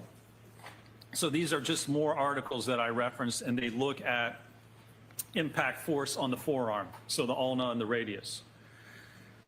It takes, just to have a transverse blow right against the bone, it takes about 1,100 to 1,200 pounds of force to cause a fracture. We're at that level already at a 10-mile-an-hour impact. What about a 24-mile-an-hour impact? 24, we're at 1,400 to 2,800 pounds of force. Did you see any trauma on John O'Keefe's arm that was suggestive of an impact of that nature, of that size, of that force? There was no trauma, there were no fractures, there wasn't even an indication on the arm of where it would have contacted the vehicle. So if there's fracture at the taillight, there's going to be a force at that point on the arm where it actually contacts the taillight and causes that, right? There's going to be a force riser to cause that damage. There was no bruising, there was no lacerations, there was nothing at the alleged point of contact which would indicate an impact that produces thousands of pounds of force on the arm. No evidence of it whatsoever. You just mentioned this in your answer, but I want to ask a little bit further. We've talked a lot about bone fractures and ligament damage, et cetera. What about bruising? In any of these tests, would you expect to see bruising, at least bruising, all over the arm at the points of contact? Absolutely. Bruising occurs when the blood vessels just below the skin are ruptured, and it causes blood to flow into the arm. Was there any indication that John O'Keefe suffered even a minimum amount of bruising on his arm at all? No indication of any amount of bruising whatsoever on the forearm. Next slide, please. And let's go to the next slide. I think we want to jump to slide 50. What slide are we on? Is that 53? This is 55.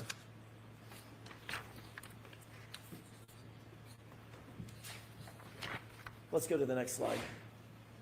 There we go. That's what I'm looking for. What are you looking at here? So this again is from the pain test, and it shows, even as the arm gets pushed in, the vehicle's not in line with the center of mass with Dr. Welcher here. So it's not a center of mass impact. And this is important because we've just looked at the arm, and we've looked at the kinematics and the force and whether that's consistent with what happened and the injuries. The next step is to look at what happens if the arm gets hit. How does Mr. O'Keefe end up where he does in the ER? So that's post-impact movement or trajectory of the body. You have to evaluate that if you want to link all these events. If you want to link the head injury to contact with the car, you have to know what happened in between. You have to know the details. And so the next part was to evaluate that. Is there any indication in any of the testing that you did or any of the review of the medical records medical records of John O'Keefe, including the autopsy records, all of the autopsy records, the x-rays, and the hospital records, any indication that John O'Keefe was struck center of mass? None whatsoever. No indication at all that he was struck center of mass. Do you have an opinion or conclusion to a reasonable degree of scientific certainty about whether he was struck center of mass? I do. And what is that opinion? I don't believe that he was. The evidence indicates that he was not. If he was struck center of mass, imagine that. You're getting hit at the pelvis. You're getting hit on the thigh. You're getting hit at the knee. And then the body's being propelled forward. Your arm would get pushed into your body, into your ribs, into your torso. You would have very significant and substantial loading to your body, initially the right side of your body, as that impact occurred, and there's no evidence whatsoever that that occurred. Switching to a glancing blow, a blow of just the arm, not the center of mass, but just the arm. Do you hold an opinion and a conclusion as to whether or not a glancing blow or a blow to the arm only would propel Mr. O'Keefe 7, 8, or 10 feet perpendicular to the line of travel of the vehicle? I do. What is that opinion? It would not be possible.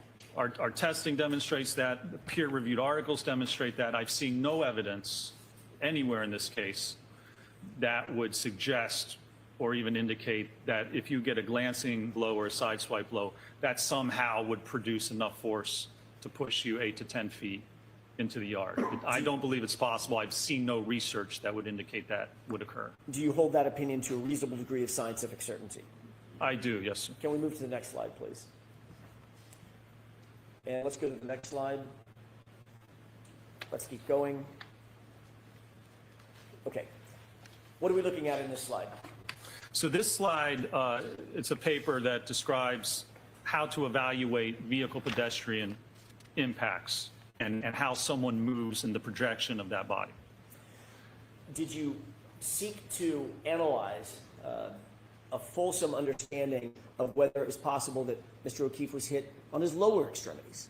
I did, yes. Why did you do that? Why was that important? Well, because with automobile pedestrian impacts, the lower extremity, your legs, your ankles, your knees, that's the most injured part of the body during auto-ped impacts. So if he's going to be impacted at that speed, especially at center of mass, there's likely going to be injuries to his leg, to his knee. The bumper lines up with the knee. That's one of the most commonly injured parts, as the bumper pushes into the knee, fractures the tibia, the fibula, or damages the knee joint. Did John O'Keefe suffer any injuries to his lower extremities suggestive of a vehicle impact? No, I believe the only injury was a 0.5 centimeter abrasion on the outside of the right knee. Could Mr. O'Keefe have suffered a 0.5 centimeter abrasion on the outside of his right knee by being struck by an SUV at 24 miles an hour? I don't believe so. I don't see how those kinematics would work. Sustained. Do you have an opinion as to whether or not that injury was from being struck by an SUV at 24 miles an hour or somewhere around 24 miles an hour? I do. What is that opinion? I do not believe that injury is consistent with being struck by an SUV at approximately 24 miles an hour. Do you hold that opinion to a reasonable degree of scientific certainty? I do, yes. Did Mr. O'Keefe suffer any other injuries to his legs or his lower extremities other than that small, how big was it? How many centimeters? 0.5 centimeter abrasion. That small 0.5 centimeter abrasion. Did he suffer any other injuries to his lower extremities indicative of being struck by a vehicle? I don't believe so, no. Okay. Let's go to the next slide. Taking a look at the photograph on the right, concentrating on that for a second. How did that SUV get in that condition? That was by striking the dummy at 29 miles an hour, and that was a center of mass hit with the dummy. Were you able to review photographs of the subject SUV, Ms. Reed's SUV? I was, yes. Did her SUV suffer or suggest any kind of damage anywhere close to this? No, the only real damage was to the outer taillight cover on the fender itself was fractured. Next slide, please. We've seen this. This is the video that was the center mass impact. That's correct, yes. The photograph that we just saw previous, what relationship does that photograph have to this field test? That was the condition of the SUV after it struck the dummy here at 29 miles an hour. Can we go to the next slide, please? What are we looking at in this series of diagrams? So this is some more recent testing that was done, and this test compared impacts between a small sedan and an SUV, and show it's looking at damage or injury to the legs as a result of this type of an impact. And these impacts are actually conducted at a speed of 24.7 miles an hour. They used cadavers, people who donated their bodies to science, set up the cadavers and struck them at just about 24 miles per hour. Did this support your opinion and conclusion concerning the lower extremities of Mr. O'Keefe and the possibility that he was hit by an SUV at speed? It does. If I can go to the next slide, it actually. Sure. So this shows you for the SUV, it's the last column on the page there, the last 3 columns are the injuries associated with the SUV strikes. There's fractures to the pelvis, left knee injury to the ACL, the MCL, fracture of the tibia and fibula.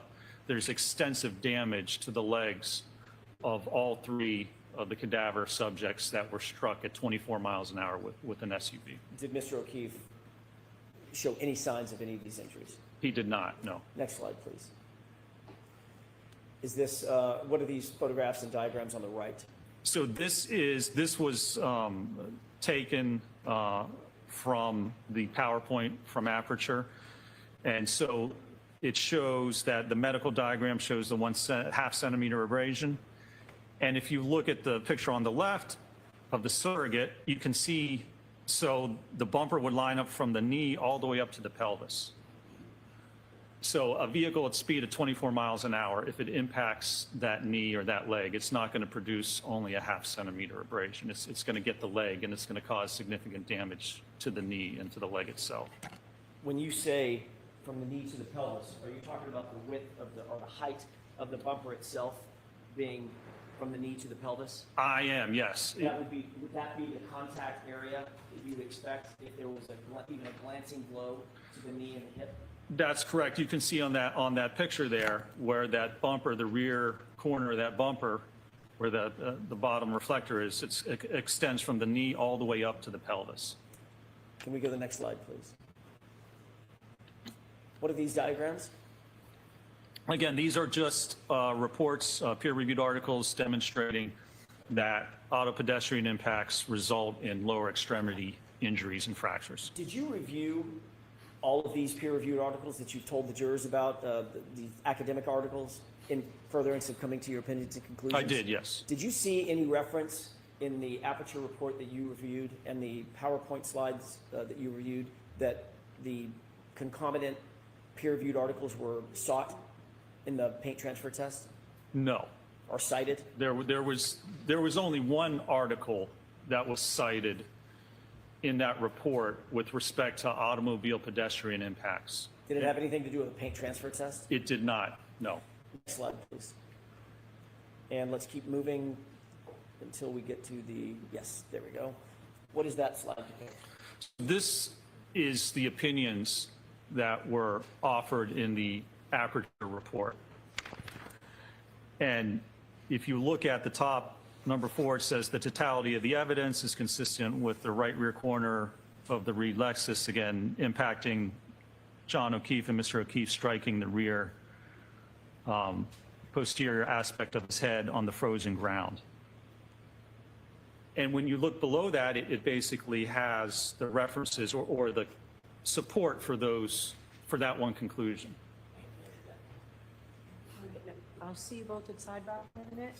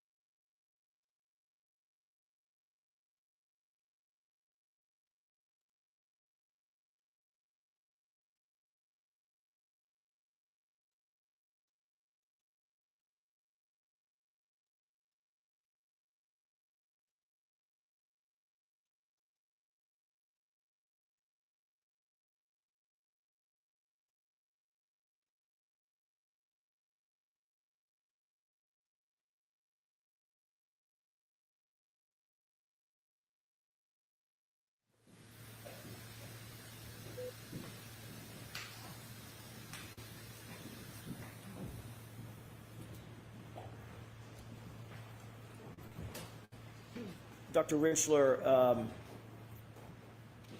can we move to slide?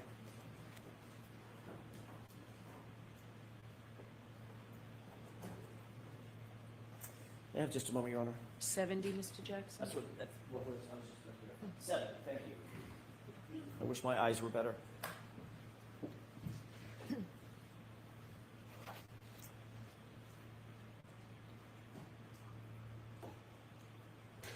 Slide 70. Nope. Let me restart it here.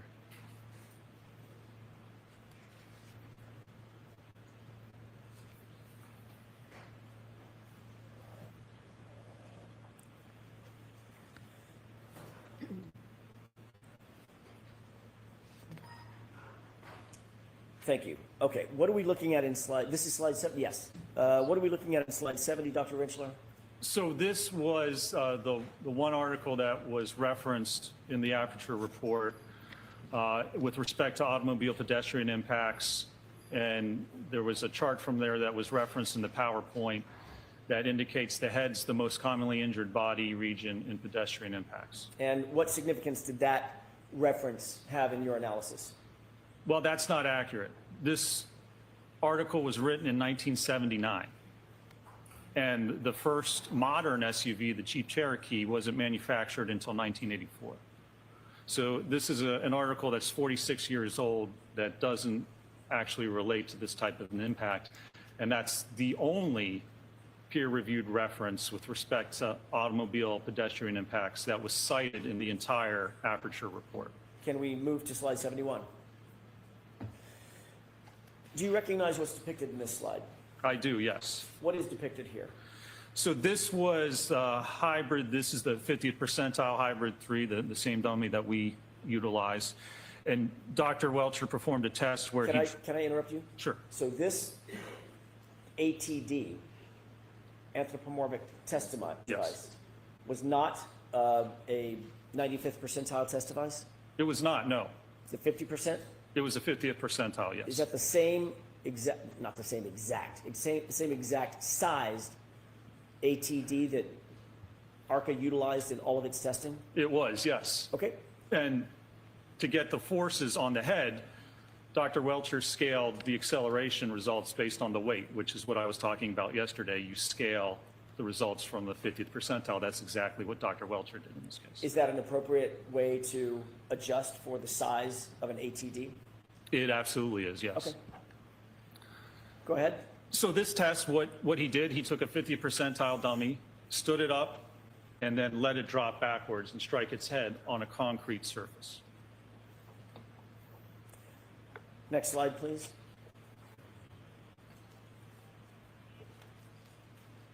By the way, Dr. Rinchler, did the last slide include a video? I believe it did, yes. Can we go back? Or I'm not sure it's on this slide, though. That's just a screenshot. I see. Yeah. I see. Yeah.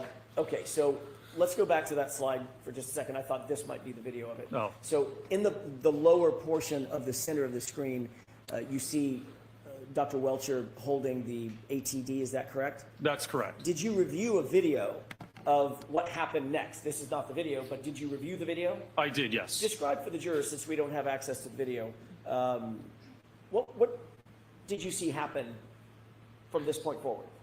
So Dr. Welcher releases the dummy, and the dummy just falls rigidly backwards, almost like a tree, and impacts the concrete. Can we jump from your PowerPoint to a video that I have and ask you if you recognize it with court's permission? Is the video in evidence? It's in Dr. Welcher's PowerPoint. Is it before the jury? Is it in? It is. Okay.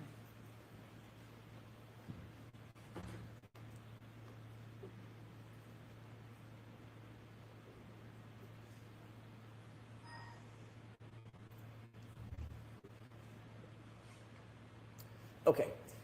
Do you recognize this? I do, yes. Is this just look like the same screen, basically the same thing that you just took a screenshot of? It is, yes, sir. Okay. If we could play the first couple of seconds of the video and pause it. As that video began to play, did you recognize this as being the same video that you reviewed earlier? It is, yes. And did you utilize this in coming to your opinions? I did, yes. Opinions and conclusions in this case? I did, yes. Thank you. Let's go ahead with the court's permission. Can we play the video? Thank you.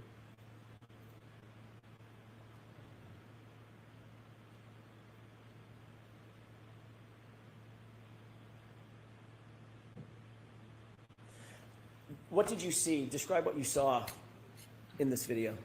So this is a passive rearward fall of the ATD dummy. So just releasing and let it fall. Obviously, it's a dummy. There's no musculature. There's no response to that dummy. So this is what would happen if a rigid individual just fell backwards onto a concrete surface. Can we see it one more time, please? I want to ask you one other question. I'm going to ask you to take note, Doctor, of the impact location. Did you see that? I did, yes. What kind of surface is that floor, if you can tell? That, I believe it indicates it's a concrete surface, concrete floor. Did you notice if the falling backward like that, the dummy slid across the floor or was propelled across the floor, anything like that? It did not. It just dropped and angled backwards and hit directly on the floor. Okay, let's go to the next slide. I'm sorry, if we could revert back to your PowerPoint.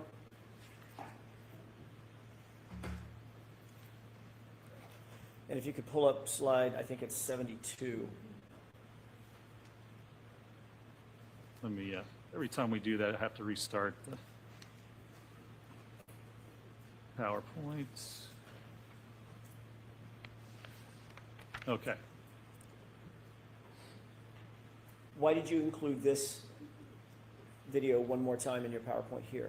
Because, again, this is the pain test, which indicates the position, at least that Dr. Welcher had himself at to get the impact with the taillight cover.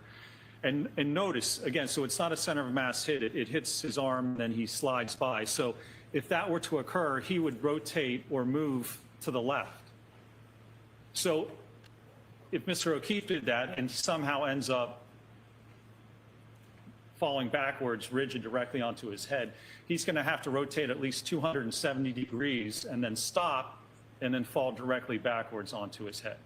There's no explanation of the kinematics. Sustained us to the end of that. I'll strike the end. Do the kinematics support what you just suggested? Objection. Sustained us to form. What do the kinematics support? Objection. I'm going to see you at sidebar for just a minute. Jurors will be taking our break.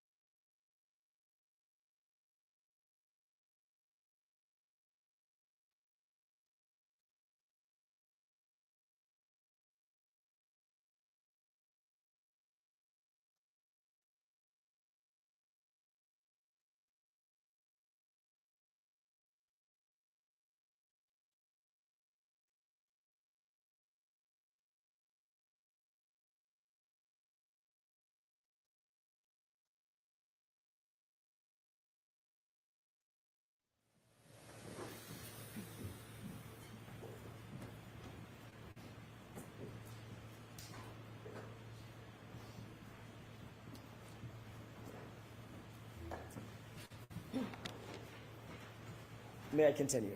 Yes. Thank you. Dr. Welcher, based on your review of everything... Actually, Did I do that again? My goodness. This is Dr. Welcher in the video, correct? Correct. All right. I was staring at that. I apologize.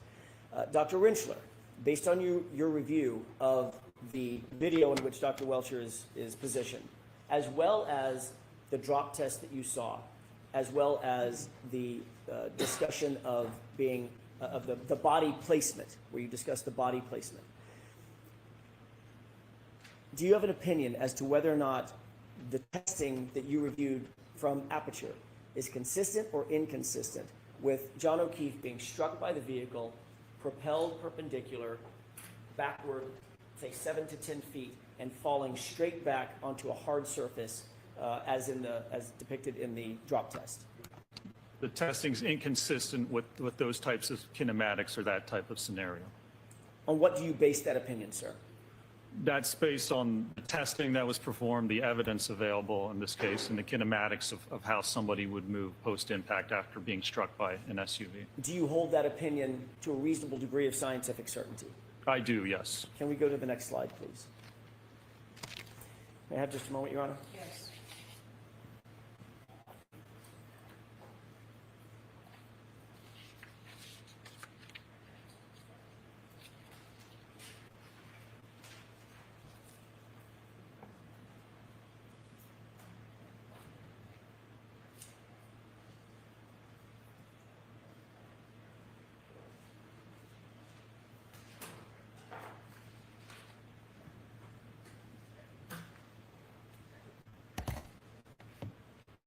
Finally, Dr. Rinchler, do you have an opinion, or did you reach a conclusion whether the biomechanical evidence in this matter is consistent or inconsistent with Mr. O'Keefe's right arm being impacted by the subject 2021 Lexus 570, resulting in a backward fall leading to the head injuries that he suffered? I did, yes. And what is that opinion? My opinion is that the evidence is inconsistent with Mr. O'Keefe being struck on the right arm by the SUV and then moving laterally into the yard and falling backward onto And the do you back hold of his that head. opinion to a reasonable degree of scientific certainty? I do, yes, sir. Thank you. That's all I have, Your Honor. Okay, so now we'll take our break, folks. We'll see you in about 20 minutes. Please rise for the jury. Jurors right this way. You are muted.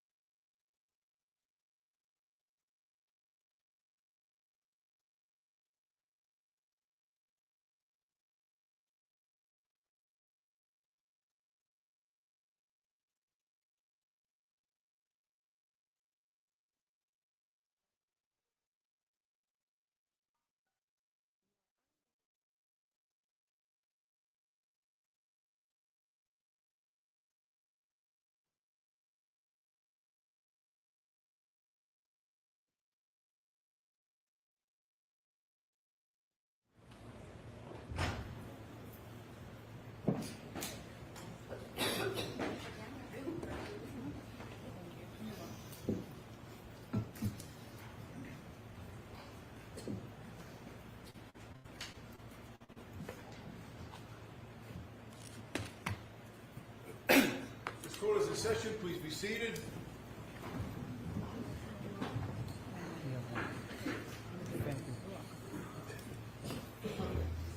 All right, Mr. Brennan? Thank you.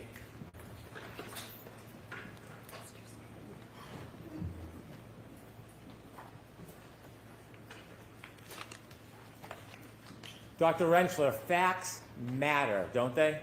They do, yes, sir. You've said it many, many times. Facts matter. Isn't that correct? It was details, but facts matter too. Do details matter, Doctor? They do. They're critical, aren't they?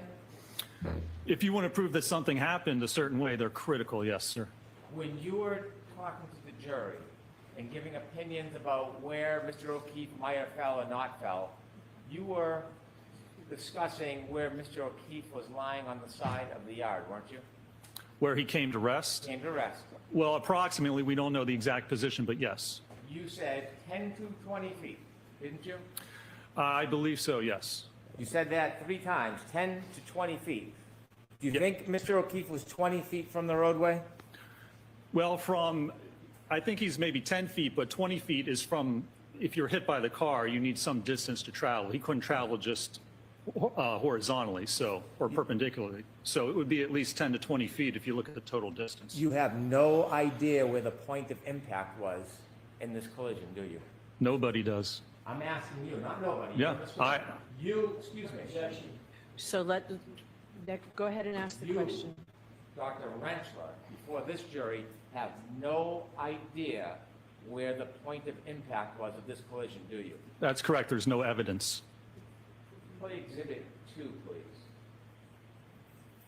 When you were giving your estimate 10 to 20 feet, Dr. Rentschler, did you ever see this photograph before or part of this video?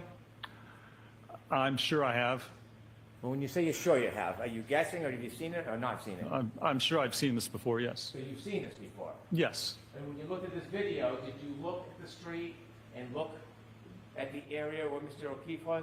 Sure, yes. Sure? Yes. 20 feet, Dr. Rentschler? The way I explained it to you, yes, sir. 10 to 20 feet. Details matter, don't they?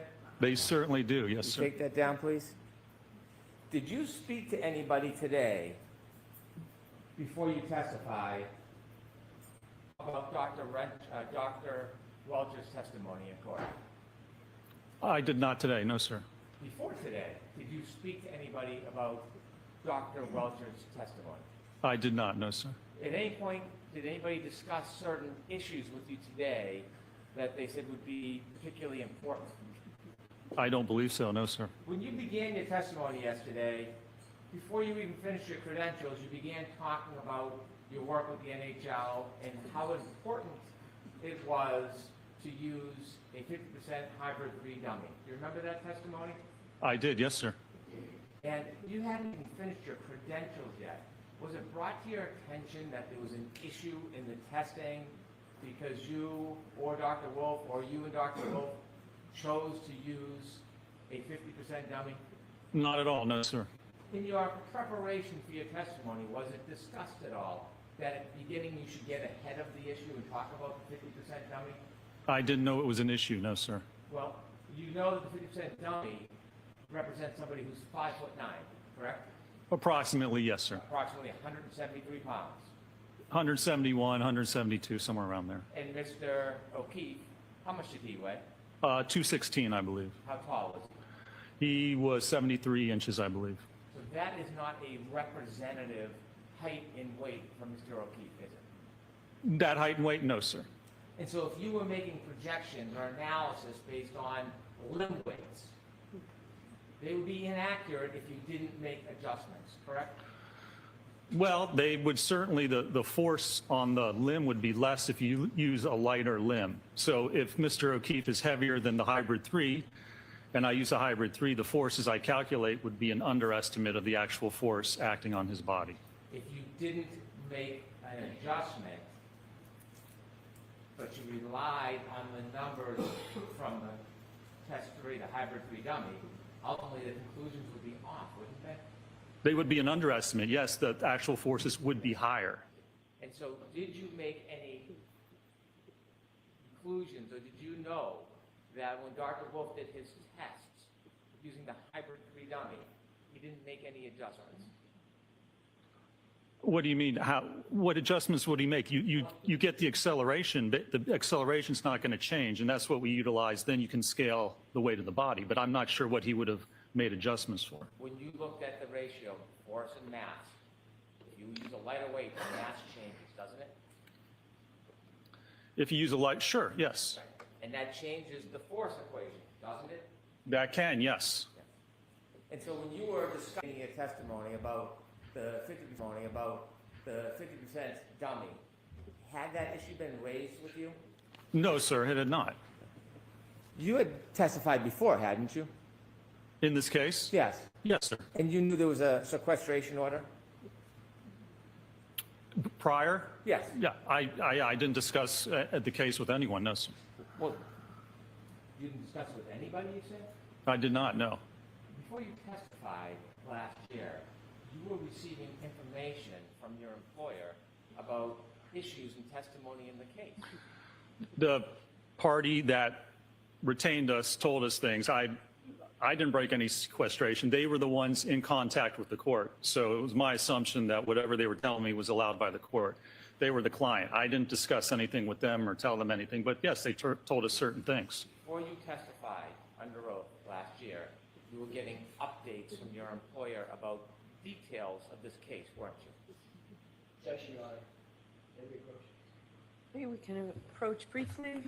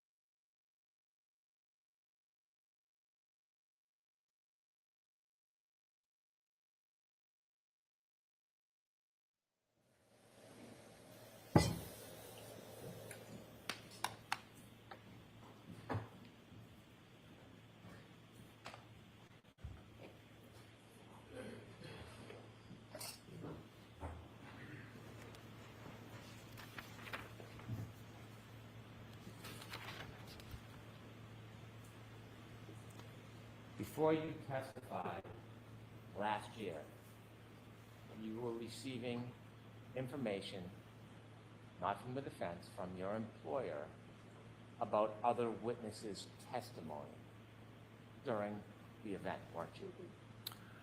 I don't know if they told us about witness testimony. They told us about certain evidence. I had no contact with the court, with the prosecution, with the defense. I had no idea what was going on. We were retained by a certain organization, and they contacted the court. They were in talks with the court about, I guess, what we could or couldn't do. Anything I got was from that organization.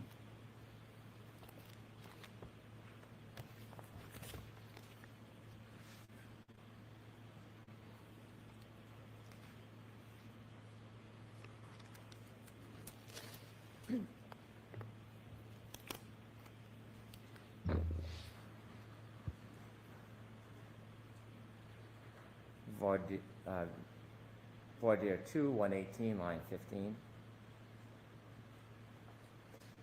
Did you testify under oath that they did inform me, yes, about testimony and situations and events that came forth in the event that I was not aware of? I don't know. They told us about evidence. I don't know if it was specific to who testified to what, but they told us certain things, certainly, yes. What I just said to you, are those your words, sir? I have no idea. I mean, if that's what's in the record, I assume it is. Would you agree it certainly helped you prepare? It helped me prepare. Yes. It didn't make a difference to my analysis or conclusions. Made no difference at all? It did not, no, sir. Would you agree it helped you understand what was going on during the trial? I don't think it made a difference at all, no. It doesn't change the facts that I evaluated or the analysis I conducted or the conclusions I came to. And so as you sit here today, you are denying that that information certainly helped you prepare. How did it help me prepare? It didn't change the opinions I offered. It didn't change what was in my report or what I'm opining to or testifying to today. It hasn't changed anything I've ever testified to. I'm going to ask you a very specific question. I want you to give me a very specific answer. So just go ahead and ask the question. Are you denying that receiving that information certainly helped you prepare? Honestly, I can't remember. It didn't change my opinion. I don't see how it would help me prepare. I remember there was evidence about trace DNA found that we didn't know before. That didn't change my opinion then. It doesn't change my opinion now. It doesn't have anything to do with my opinion. Details matter, right, sir? Details can matter. Details matter, so let's talk about detail. Sure. You're denying that receiving that information certainly helped you prepare. You're denying it. I'm going to allow it. Yeah, I don't think that it did. It's been a year, but certainly it didn't change any of my opinions or what I opined to. It didn't change anything with my testimony. I'm going to ask you one more time. I'll ask you a different question. Receiving that information from your employer, are you denying it helped you understand what was going on during the trial? I'm going to allow that. I don't even think that it did. I don't understand that. I understood what was happening. I understood what the theory was. So saying that there's trace DNA doesn't change anything. It doesn't affect what my understanding of the trial was or what was happening or what allegedly occurred. When you were traveling out to testify last year, you had phone conversations with the defense, didn't you? I think I had like 2 phone conversations, 2 or 3. So that sounds like a yes, you did. Yeah, there was one right before my qualification, my voir dire, where I talked to Mr. Jackson, and that was it. Other than that, I think it was just planning and scheduling. Mm-hmm. Was there any discussion on how you could portray yourself as independent? I don't believe there was. So you don't believe? Yeah, there was no need to. That's not the question. Details matter. Was there any attempt? So the objection's sustained. I'm going to strike that, folks, okay? Questions, Mr. Brennan? Was there any attempt in your conversations to portray yourself as independent as far as your arrangements were concerned in coming out here? No, I don't think so, because there was no need to, because it was independent. When you had conversations with the defense, did they offer to give you transportation, assistance getting here? They provided a ride to and from the airport, yes. And did you tell the defense that you prefer to take an Uber so that it would appear independent to a jury? No, because I didn't take an Uber. I took their ride. If I wanted to appear independent, then I would have taken an Uber. Did you have a conversation about that you were thinking about taking an Uber? It didn't even cross my mind, sir. And then after you testified, did you stay independent? What do you mean independent? Well, did you have any bias foreign in you? Any bias? Bias, yes. What do you mean? Did I have any bias? Well, after you testified, where did you go? Well, I was waiting for my ride, and to get back to the airport, they had to take other people, and so they were having a lunch afterwards, and they said, come have a sandwich, and then your ride will take you to the airport. So I went, and I had a ham sandwich. Had a ham sandwich. Did you testify at some point that after you had something to eat, you just stood in the corner? I did. I sat at a table, ate, and then went over and literally stood in the corner waiting for my ride. When you sat at the table and eat, did you just eat your ham sandwich, or did more go on? I ate. People were talking. I really didn't talk much at all. Did you listen? Well, certainly, I'm sure I did, sir. Did you laugh along? I assume if something funny was said, I probably laughed. Did you talk about your testimony? I don't, at this point, I don't even remember. Let me alert you to something. When you were there at the luncheon, did you see a camera crew I believe I did, yes, sir. filming and documenting, right? There were a lot of cameras, yes. You know that you might have been on some of that footage? That's fine. I could care less. Okay. So do you think maybe you were talking about the case and their answers and laughing it up a little bit? I have no idea, possibly.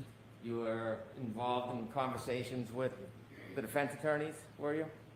What do you mean conversation, sir? I had just gotten done testifying. I was having lunch. Whatever was spoken about at the table, I'm sure I heard. You know what a conversation is when someone speaks to you and you answer. Sure. Did you have conversations with some of these folks? Sir, I can't remember conversations I had last week, let alone a year ago. So I probably did, but I have no clue Do you remember any, what we would have talked about. Do you remember accolades you Might have been receiving because you had given certain answers to the then prosecutor on the case and laughing about the answers? I have no idea. You remember?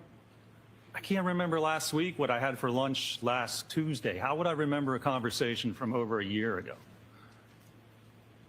You remember when you were having conversations with some of these folks and you were laughing about when the prosecutor asked you about other evidence like DNA? You had a response, well, the physics doesn't change. You remember? I don't specifically remember that, no, sir.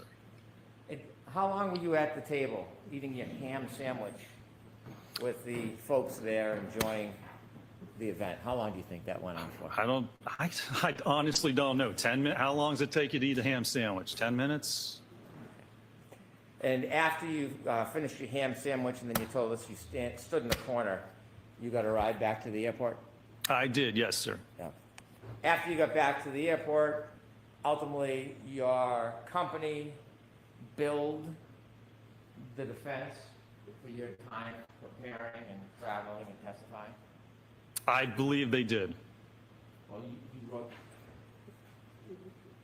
wrote your bills down, didn't you? You wrote your time down? Well, I don't know who gets billed to it. I think it was actually, I wrote my time down and it was the same time code for the original employer that we had. I'm not involved in billing. I don't know who the bill goes out to. I just put my time in and do my work. Do you know that the defense paid that bill? I have no idea if they paid it or not. And then now you have a new contract with the defense. Or I should say you have a contract with the defense, don't you? I assume Arca does. Again, I'm not involved in that. I don't do any part of the financials. I just do my job. Do you keep your billing? I enter my billing every week, yes. Do you know how much you've been paid so far in this case? I haven't been paid anything. I'm a salaried employee for Arca. I have no idea how much Arca's been paid. How much has ARCA been paid because of your work so far? I have no idea. I'm not involved in the financials, sir. You have no idea how much time, how much compensation your company's going to get for the work that you've done and continue to do on this case? You have no idea. Yeah, it's not my concern. It's not my department, so I don't. Is that that's a no? That's a no, sir. Now, when you communicated with the defense, you texted, didn't you? When? At any point? There were some texts, yes. And at some point, there was a court order for you to bring a copy of your text? I believe so, yes. But when you say you believe so, details matter. Yeah. Do you know whether there was a court order for you to bring your text? I believe there was, yes. Did you comply with that court order? I complied with, yes, with whatever I had. Did Yes. you have any of the text messages? I don't believe so. What happened? Well, there were like 2 text messages about where I could get my ride and what time. And so after that day, like I do many times, I'd probably erase those texts. Wouldn't say probably. Did you delete the text that you had with the defense last year during the trial? Again, I had like 2 texts about scheduling, and I'm sure I deleted them like sometime around that time, like I do with most texts. Did you ever use Signal? I did not, no, sir. Why not? I have no need to. Why would you have a need to? Objection. I'm going to allow it. I wouldn't have a need to. That's why I said I don't use it. What's Signal for? It's for, I think, for encrypted messages. Do any of your colleagues use Signal to have conversations with their clients? Objection. I'm going to allow that you're aware. I have no idea what my fellow employees or cohorts do. One of your fellow employees is a gentleman by the name of Dr. Wolf. Yeah? That- You worked very closely with him on this case, didn't you? I've worked with him on this case, yes, sir. And working with him on this case, were you aware of his habits, of whether or not he used encrypted apps like Signal? Objection. I'm going to allow it. I'm not aware of Dr. Wolf's habits, no, sir.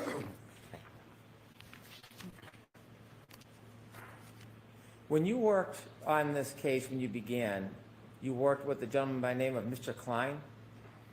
But Scott Klein is another engineer at ARCA that worked on the case, correct? And you worked with Dr. Wolf? That's correct, yes. You worked as a group? Well, I mean, we all worked on the project together. I'm located in the Pittsburgh office, and Mr. Klein and Dr. Wolf are in the Philadelphia office. So we didn't physically work together, but we worked on the same project, obviously. When you first began your testimony yesterday, you said that you were restrained in what you could do. Do you remember that testimony? I do, yes. And when you said you were restrained, were you attempting like a preemptive strike because of certain things you didn't do to try to ward off any questions about that? Objection. Sustain.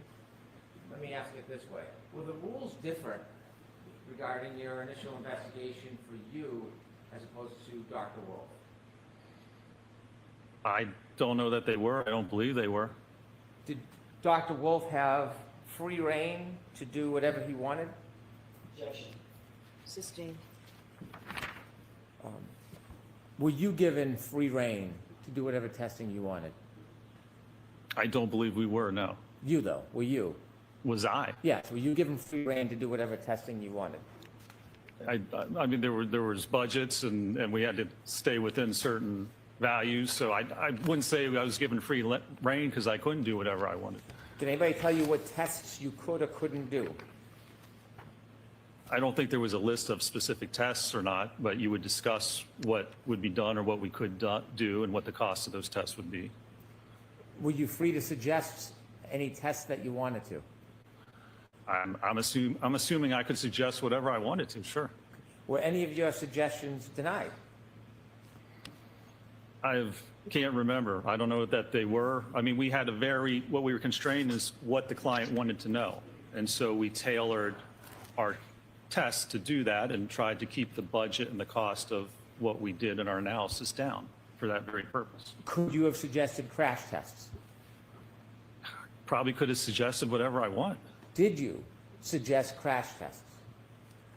Honestly, I don't know. I mean, it might have been brought up, but pretty sure that would not have been within the budget, so. I want you to be detailed. I don't want you to guess. Objection, Your Honor. So without that preamp, go ahead and just ask the question, please. Did you suggest doing crash tests last year? I can't remember. We obviously didn't, but I don't know if that was brought up or not. Do you, since your memory is difficult, Objection. Sustained. Okay.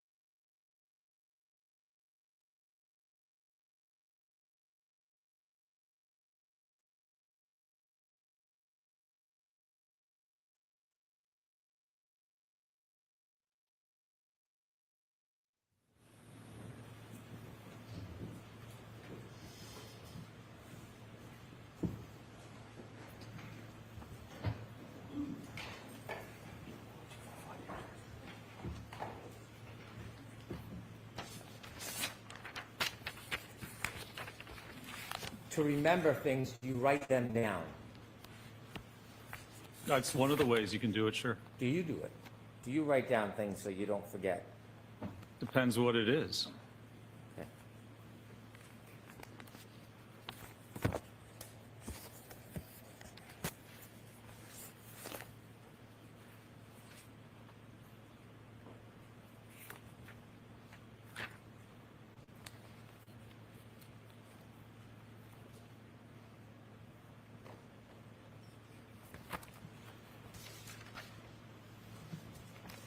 You provided a CV, which is a resume. That's correct, yes. Resume outlines your education, Yes, sir. areas of specialty, Correct. and then it highlights your accomplishments as far as the focus of your specialty or the focus of your profession, what you like or what you do a lot, right? Some of it, yes, sir. So, for example, you have a number of publications that are peer reviewed. Correct. And peer review publications mean that you've written something that's been evaluated and considered by other experts in the industry and have been adopted or recognized, correct? Well, that it's been published, yes, sir. You have a long list of peer-reviewed articles dating back to 2003, is that correct? Yeah, as I said yesterday, most of my peer-reviewed articles are all written when I was in graduate school, correct. Have you had any peer review articles since 2003? Probably not, no. And your peer review articles, 2003, deal with the evaluation of selected electric-powered wheelchairs. That was one of them, yes, sir. The next one, intelligent walkers for the elderly. Correct. Comparison of fatigue life for 3 types of manual wheelchairs. Yes, sir. Evaluation of a pushroom activated power assisted wheelchair. Correct. Displacement between the seating surface and hybrid testing dummy during transitions with the variable configuration wheelchair. The hybrid 3, yes, sir. Assessment of manual wheelchair ride. Correct. I was looking at forces and accelerations on the body. Yeah. Fatigue life of 2 manual wheelchair cross brace designs. Yes, sir. Evaluation of selected ultralight manual wheelchairs. Yes, sir.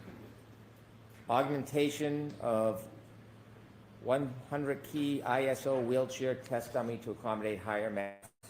Yes, sir. And so you would agree that all of your peer review articles deal with wheelchairs? Well, wheelchairs and the kinematics and kinetics forces associated with propelling wheelchairs and injuries associated with that. Yes, sir. Do any of them deal with pedestrian collisions?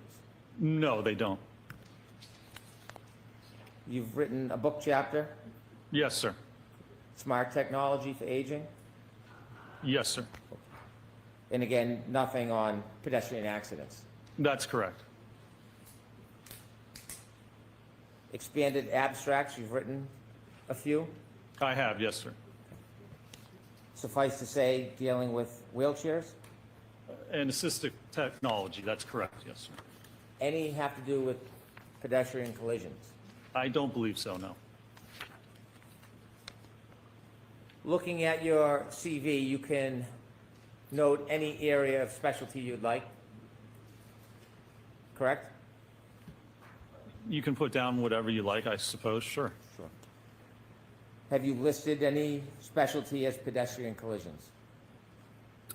Well, not specifically. That actually falls under impact biomechanics, biomechanical injury causation. So I didn't list it specifically, but it certainly falls under the actual expertise that I perform.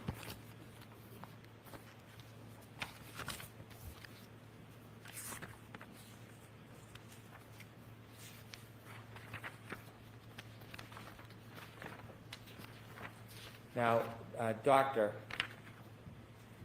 when you worked with Dr. Wolf, did you have a chance to look at his report?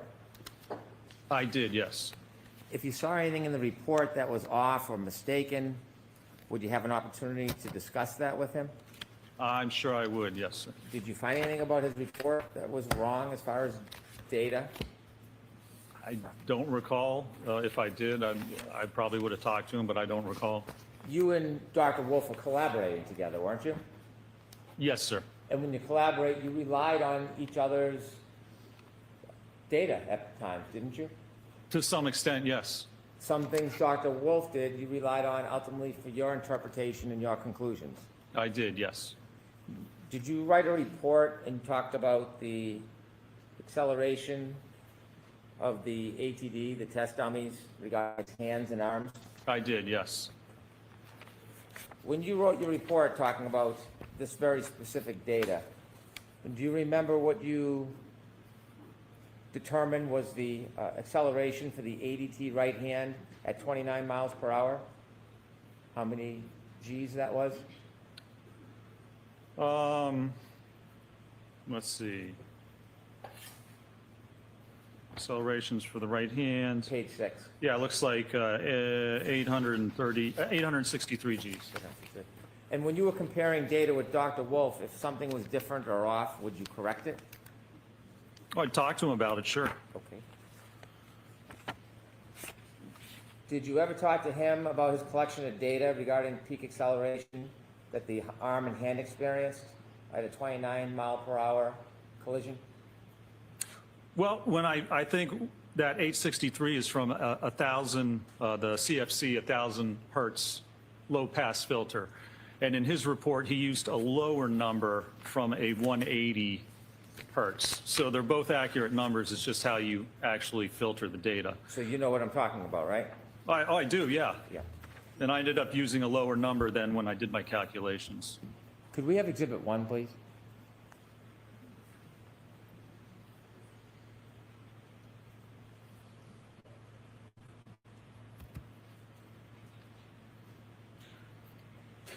You've talked a lot about this photograph. Do you see it?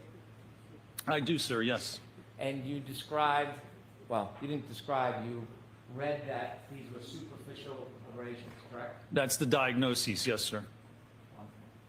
any of those wounds a puncture in your mind?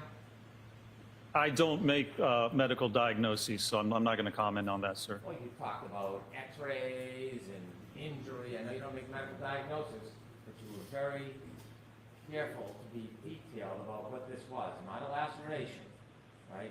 It is a superficial abrasion. That was what was diagnosed by the medical records, yes, sir. And you were very careful to make that distinction when you were critiquing Dr. Welch, weren't you? Objection. Sustained in lawful. And so you also looked at x-rays, didn't you? Yes, sir. And when you looked at them, did you try to give the impression that you've read them, even though you're not a doctor and you can interpret them? Objection. Sustained. Were you trying to interpret them for us? No, it was actually interpreted by the medical examiner that there were no acute injuries. So when you were giving all that information to the jury about the x-rays, was that your personal opinion, or were you just regurgitating something you had read?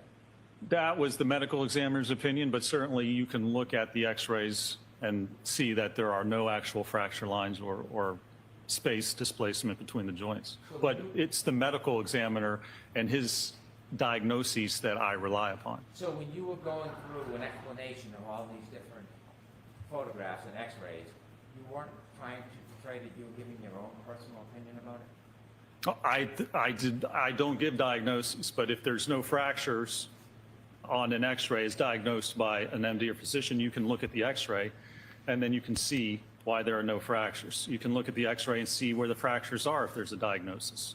So the diagnosis was no fracture, no acute injury, and that's certainly consistent with looking at the x-ray itself. So when you were looking up the x-ray and holding it up, was that just a prop? I mean, were you simply just regurgitating what you read in the report, or were you doing a certain kind of, Sustained. were you doing any kind of analysis yourself when you were sharing with us what those x-rays showed or didn't show? The analysis is that there's no fracture or acute injury, and that's what the medical diagnosis is, and that's what the x-rays showed. Are you giving us your opinion, or are you regurgitating what you read in a report? That is what the medical diagnosis is, that there's no fractures and no acute injuries. That's what the medical opinion is. So you're regurgitating what's in the report. Objection, Your Honor. Sustained in that form. Did you see any MRIs? I don't believe any MRIs were taken or performed. In x-rays, does it depict deep soft tissue damage? Normally, it does not depict soft tissue damage, no. How about muscle tears? No, it does not. How about tendon tears? Not normally, except you can see laxity in the joints if there is tendon or ligament tears. Normally, you can see laxity in the joints, but it doesn't show the ligament or the tendon itself. Nerve injuries? No, sir. Avulsion fractures? Yes, sir. People sometimes get MRIs to see if there's a fracture that doesn't appear in an x-ray. Yes? Sometimes x-rays are the best for looking at bony fractures. MRI is looking at soft tissue injuries. Speaking of wounds, you've cited a number of references, a number of materials in your reports, haven't you? I have, yes, sir. And one of them that you've cited is forensic pathology. Yes, sir. This is a legitimate source to you, correct? Yes, sir. And you've relied on it for at least part of the basis of your study or opinions. Well, I relied on it because it speaks and looks at the difference between, for instance, a laceration and an abrasion. A person could be struck by a motor vehicle and not indicate any bruising to that area, wouldn't you say? At what speed, what part of the vehicle were they contacted, what part of the body were they contacted? It depends on the amount of force associated with that. There's a number of variables involved. Okay. Does the absence of a bruise indicate that there was no blunt force trauma to the area? Objection, Your Honor. I'm going to allow it. Can you answer that? Well, the absence of a bruise, can you repeat that again? You were talking about bruising. Yes. Does the absence of a bruise necessarily indicate there was no blunt force trauma to an area? No, you have to look at all the evidence, and you have to look at the force. If there's 4,000 pounds of force applied to the body or to the arm, then certainly you would expect a bruise. And if there's no bruise, then you would have to question if that impact or contact actually occurred. You don't just look at that by itself in isolation. You look at all the variables and facts involved with the case to determine if an injury occurred. Have you ever seen collisions where more than one person was hit or struck by the vehicle? Multiple pedestrians, you mean? Yes. Yes, sir. And have you ever seen in a collision where the vehicle's going the same speed when it hits multiple different people, there can be multiple different injuries? That is so vague, and you'd have to go back and look at a specific case, look at the injuries, look at the vehicle, look at the people. You can't just say, is it possible this could occur? You have to look at a specific case and demonstrate that that could actually happen. Well, I'm not asking if it's possible. I'm asking in your experience. Have you, I'm going to allow that. have you ever been involved in evaluating multiple pedestrian crash where there are multiple pedestrians hit by one vehicle and they sustain different or, in some cases, no injuries? Is that going to happen in your study? Sure, because it depends where they're hit, what part of the body they're hit on, what the force is for that hit. The people aren't going to be hit the same multiply by one vehicle. You can certainly have multiple people and different types of injuries. Have you seen people hit by a vehicle at a particular speed and have certain injuries, and then you've seen other cases where people are hit by a vehicle similar speed but have no injuries? Have you ever seen that? I'm going to allow it. So what do you mean by injuries? Have you ever seen, in any of your cases, a pedestrian hit at a certain speed and have injuries, and another case where you look at where there is a similar type collision with different injuries? So again, do you mean abrasions, cut, laceration, fracture? Do you mean same cars? It's not something that you look for and compare between cases. You'd have to go back and actually study the cases and look at the details. Having experience in pedestrian collisions, you can't think of a similarity between cases as far as vehicles and speeds and totally different injuries occurring. I'm going to allow that. Can you? Do you mean hit the same way with the same type of car at the same speed with the same force? I'm going to allow it. Can you answer it? I don't believe I've ever seen a case where two people were hit with the same car at the same speed with the same force with different injuries. I don't even know if you can correlate that. Looking at Exhibit 1, have you done any study about the directionality of glass or broken plastic? What do you mean by directionality? About when something shatters, how it shatters. Does it shatter the same every time, or when plastic shatters, does it shatter differently? It certainly depends on the impact. Do you have any studies where plastic shatters exactly the same way on different impacts? I doubt that it shatters exactly the same way. It has a lot of different variables, doesn't it? It could. Depends on a number of different equations, doesn't it? Well, it depends on the testing you do. If you want to see how it shatters, and if you're claiming that it shattered in a certain way to cause a certain injury, if you don't have any peer-reviewed evidence, if you don't have any research, then you have to do the testing, because you can't just say, well, it's possible it could shatter this way and cause that injury. That's not conclusive. You can't use that to come to an opinion about what happened. Oh, that wasn't what I was asking you. I was asking you if you have seen in cases that when plastic breaks, it breaks differently. Yeah.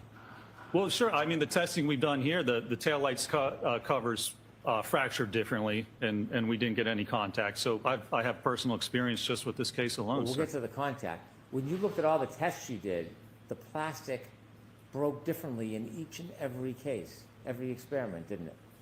Sure, it's broken like that, and I've never seen a case where you get these types of abrasions. Well, I didn't ask you that. Is that funny?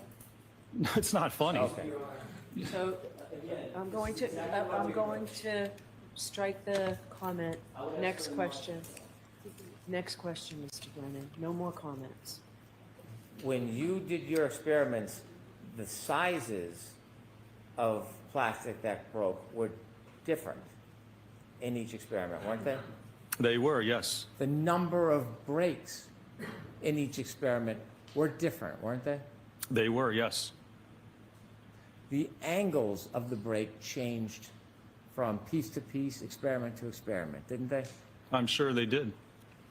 Did you watch the videos and watch the damage and take a look and count how many pieces broke in each experiment? I didn't specifically count, no. We looked at contact to the sleeve and to the dummy itself. You never counted the broken pieces in each experiment? I did not. There was no need to. Not a matter if there's a need, did you? I did not, no, sir. Okay. You had talked quite a bit about Dr. Welcher's test with the paint, so I want to ask you some questions about that. Were you ever under the impression that Mr. Welcher, you can take that down, please. Were you ever under the impression that Dr. Welcher was trying to reenact the actual collision when he did that blue test? Objection, Your Honor. I'm going to allow it. Well, that was the only test he performed, and he referenced that test for his opinion that the position and orientation of the lacerations are consistent with the taillight cover. So if that test was not intended to signify or demonstrate the position of the arm, he has no evidence to say the position and orientation of the arm in the lacerations, which are abrasions, are consistent with the taillight cover. That's the only test he did. So if it doesn't represent that, it's really meaningless in his analysis and conclusions. Now that you've shared your opinions, can I get back to my question? Objection. Sustained. So, Mr. Jackson, Mr. Brent, all right, I'm going to see counsel at sidebar.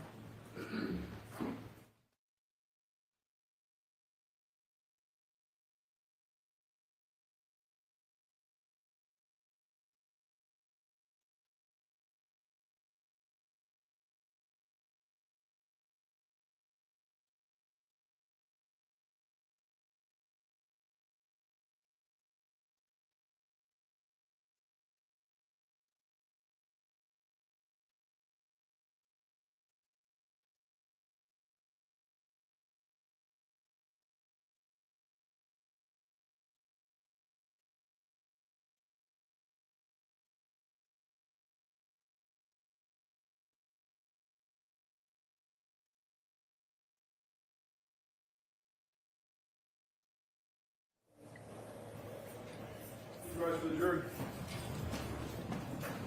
Front door, breaking.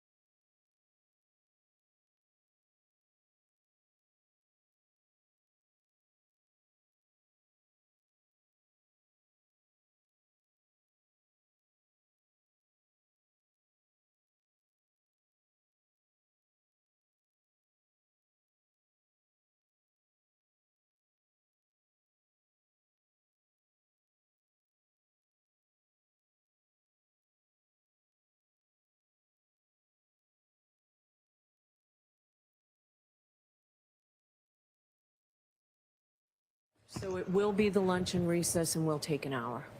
All rise to the court, please.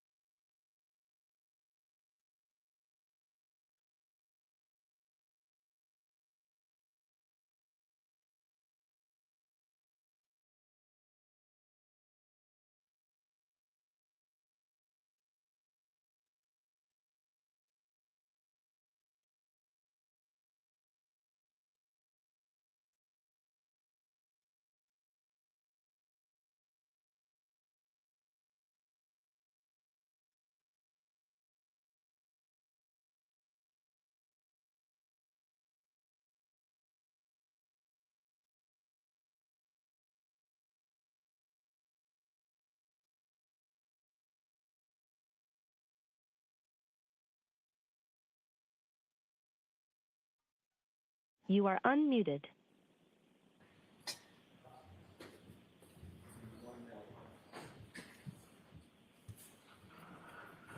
What is now open, you may be seated. All right, while the jury is on their way in, I need to see counsel at sidebar.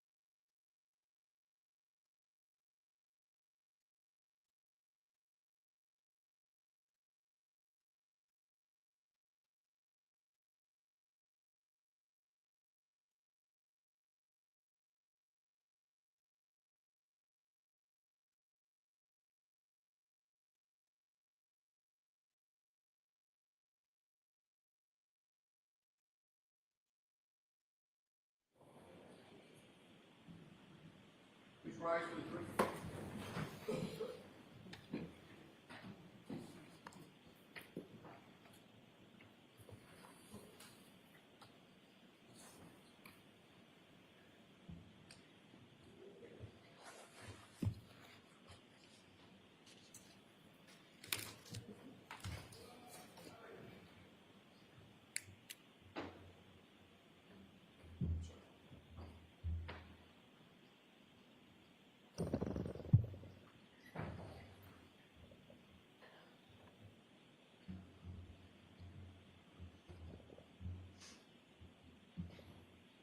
Be seated. This court is in session. All right, Mr. Brennan. Jurors, hopefully it'll be comfortable enough in here this afternoon. The court officers has done a great job keeping the AC going while we were out of the courtroom. So.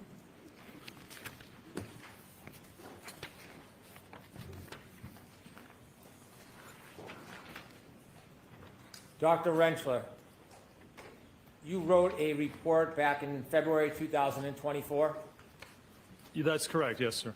and in that report, you provided a number of opinions, didn't you? I did, yes. Do you remember if you opined or had the opinion that the injuries on Mr. O'Keefe's arm would not result from impact with a non-damaged tail lamp cover? I believe that's correct, yes.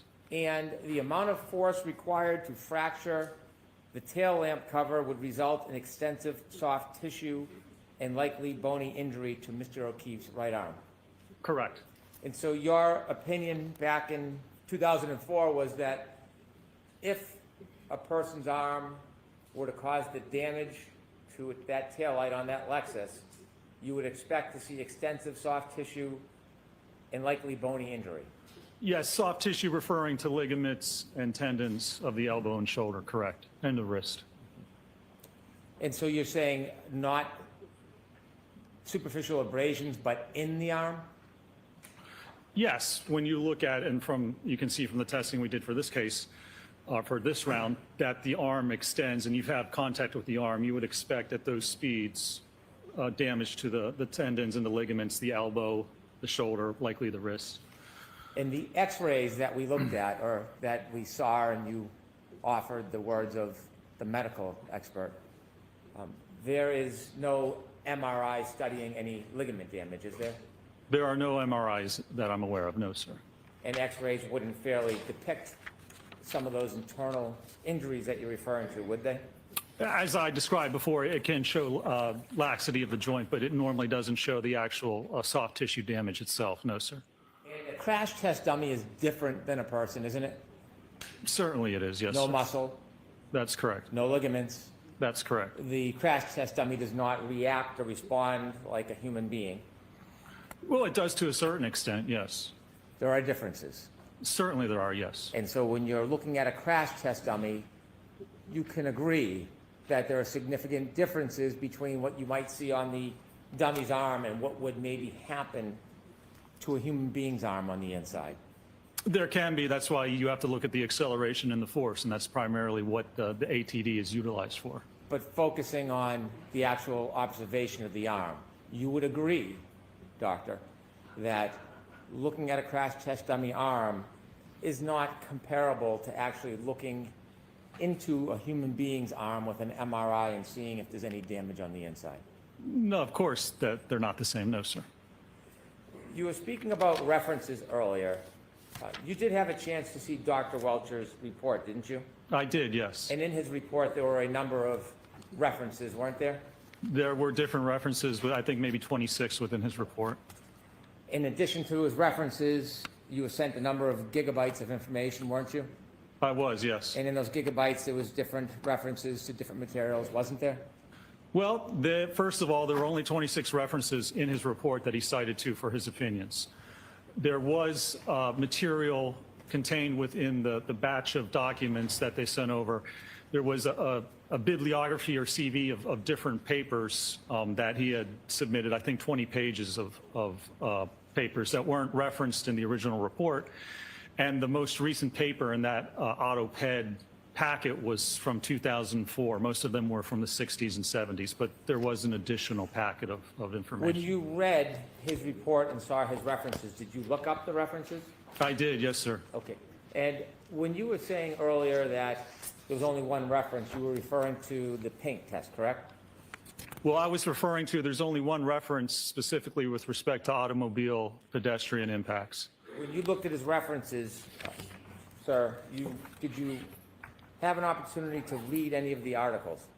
I did, yes, sir. And many of them are peer-reviewed? Yes, sir.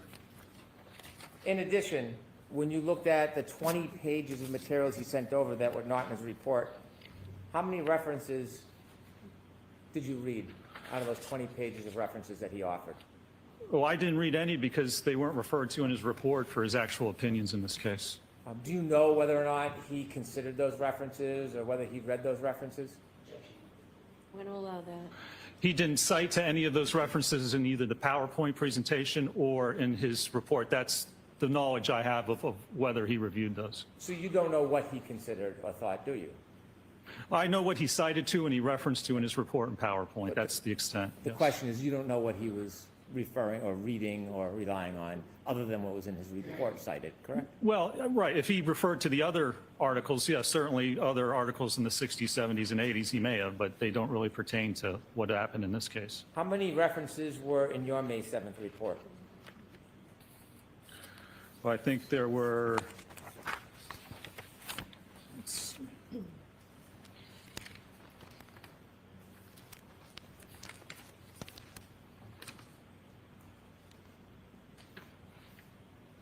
Uh, 26, I think. Those 26 references, are they offered in your report to suggest some type of support for the proposition that you're promoting in the report?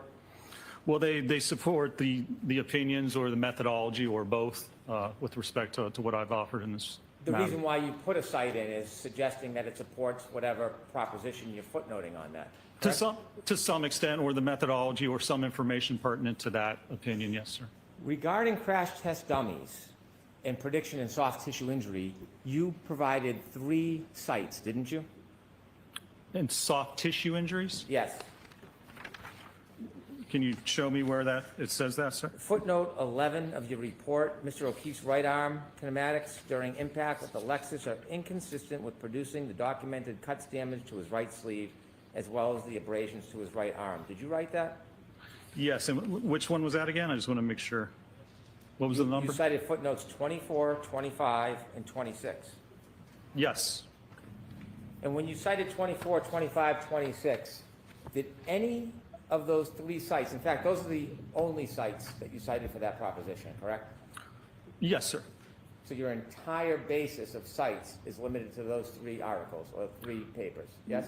For reference, it's not, the testing obviously proves differently, but yes, for that one comment there, those were the 3 that were provided, yes. Starting with number 24.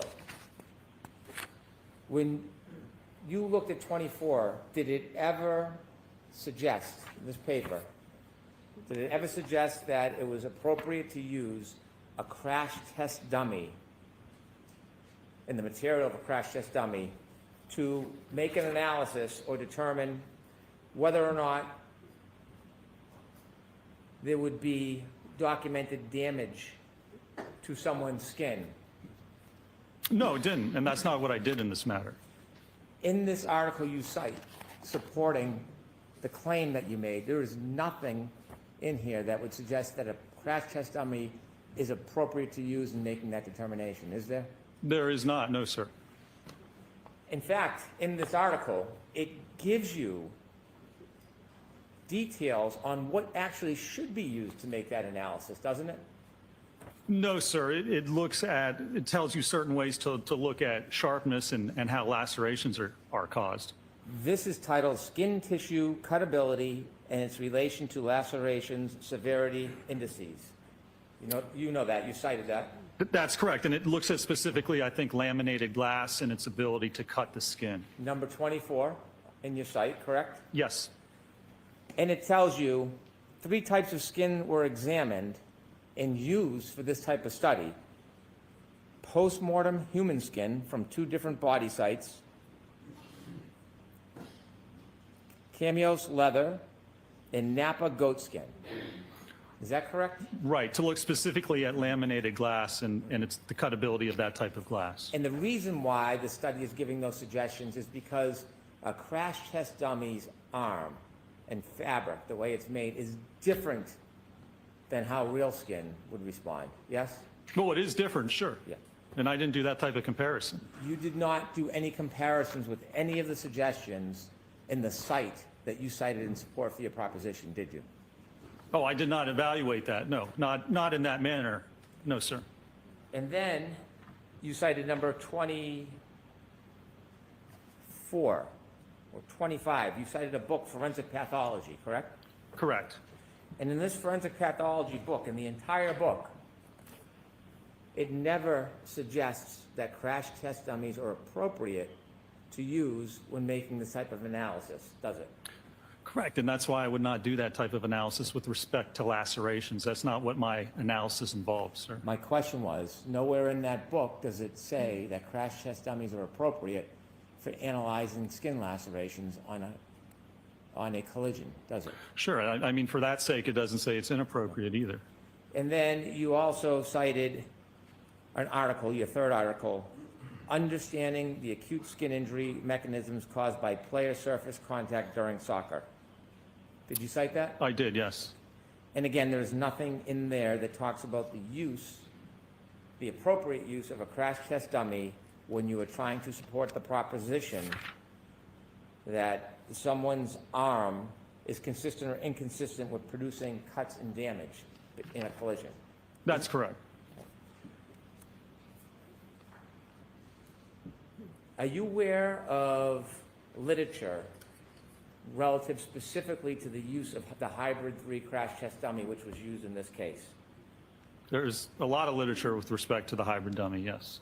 Have you ever heard of the person by the name of Stanley Bakatis? I don't recall that I have. Okay. How about Harold Mertz? Isn't he a leader in the field with crash test dummies? He is, yes. Right. Would you agree that we also do not believe the current instrumented arm configuration is suitable either for prediction of soft tissue injuries? Would you agree with that? Well, for laceration, sure, it shouldn't be used for that. It shouldn't be used in that manner. That's why I don't use it in that manner. Do you have any source that says it's suitable for determining superficial abrasions? I do not, no, sir. You have no other sites whatsoever supporting that proposition, which led inevitably to one of the opinions you gave to this jury, true? No, not true. That's a misrepresentation of what I performed, the testing that I performed, and the results that I analyzed in this case. Now, you've talked a lot about Dr. Welcher's pain test. You don't have any information that Dr. Welcher ever claimed that his test was intended to represent exactly how Mr. O'Keefe's arm was when he was hit, do you? Well, the evidence I have for that is that in his report, he says that the orientation and position of the lacerations are consistent with the orientation position of the taillight cover. And then right under that, he has reference to that test that he performed. So again, if he didn't intend to do that, then there's no evidence that he can provide with respect to the arm impact at all. That's the only test that was performed to look at the arm and the taillight cover. If it doesn't represent the actual position, then apparently he has no idea how the arm was positioned or how it was impacted. Let's get back to my question. Yes. Is there anything where Dr. Welcher has informed you or written that he is intending to represent the actual arm angle of John O'Keefe when he was hit by Alexis? Again, I just described what he has in his actual report. So he didn't write specifically that that's what it's intended to do. It seems he's inferred that, and again, that's the only test that he's performed or referred to in this case. You inferred that. Inferred that that's how he believes that the arm was positioned? I think we understand your perspective is that's the only test he performed, but what I really want to get at is your conclusion, your assumption that Dr. Welcher was suggesting that there was a specific arm angle that occurred in this case that he was identifying. You don't see that anywhere in his report.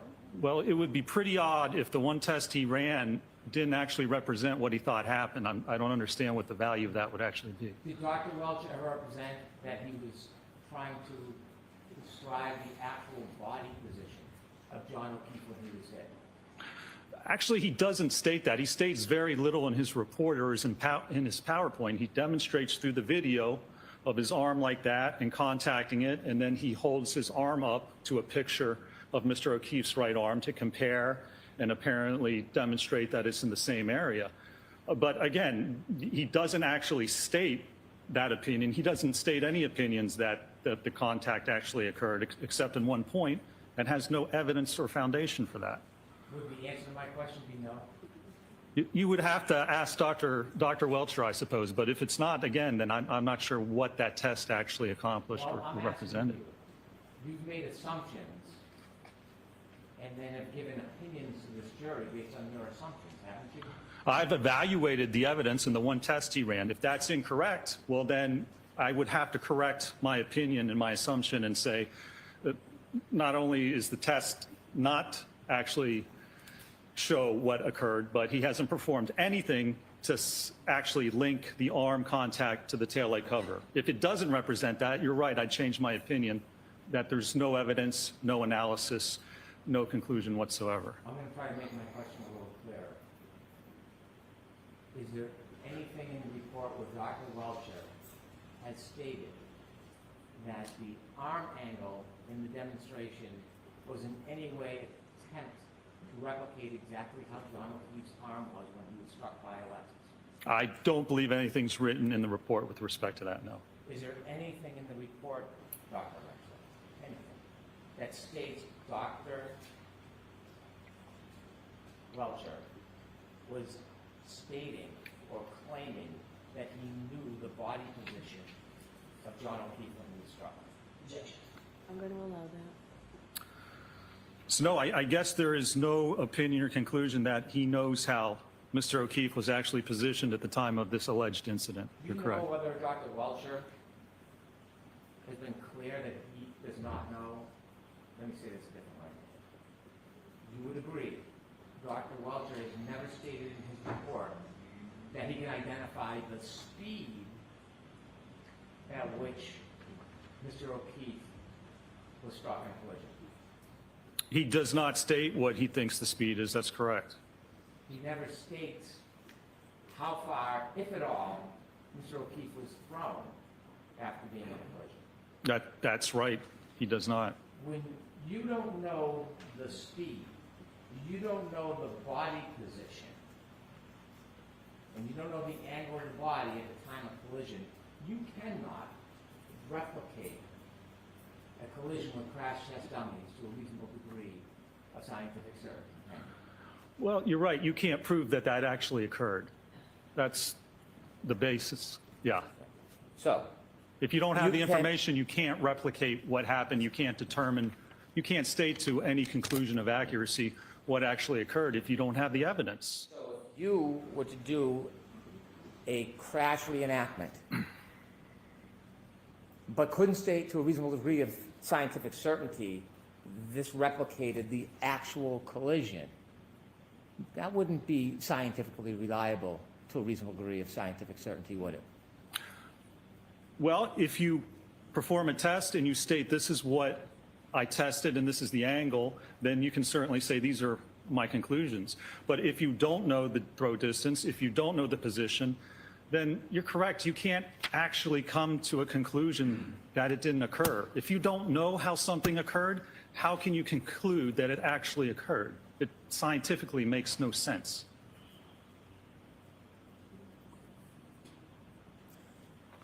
So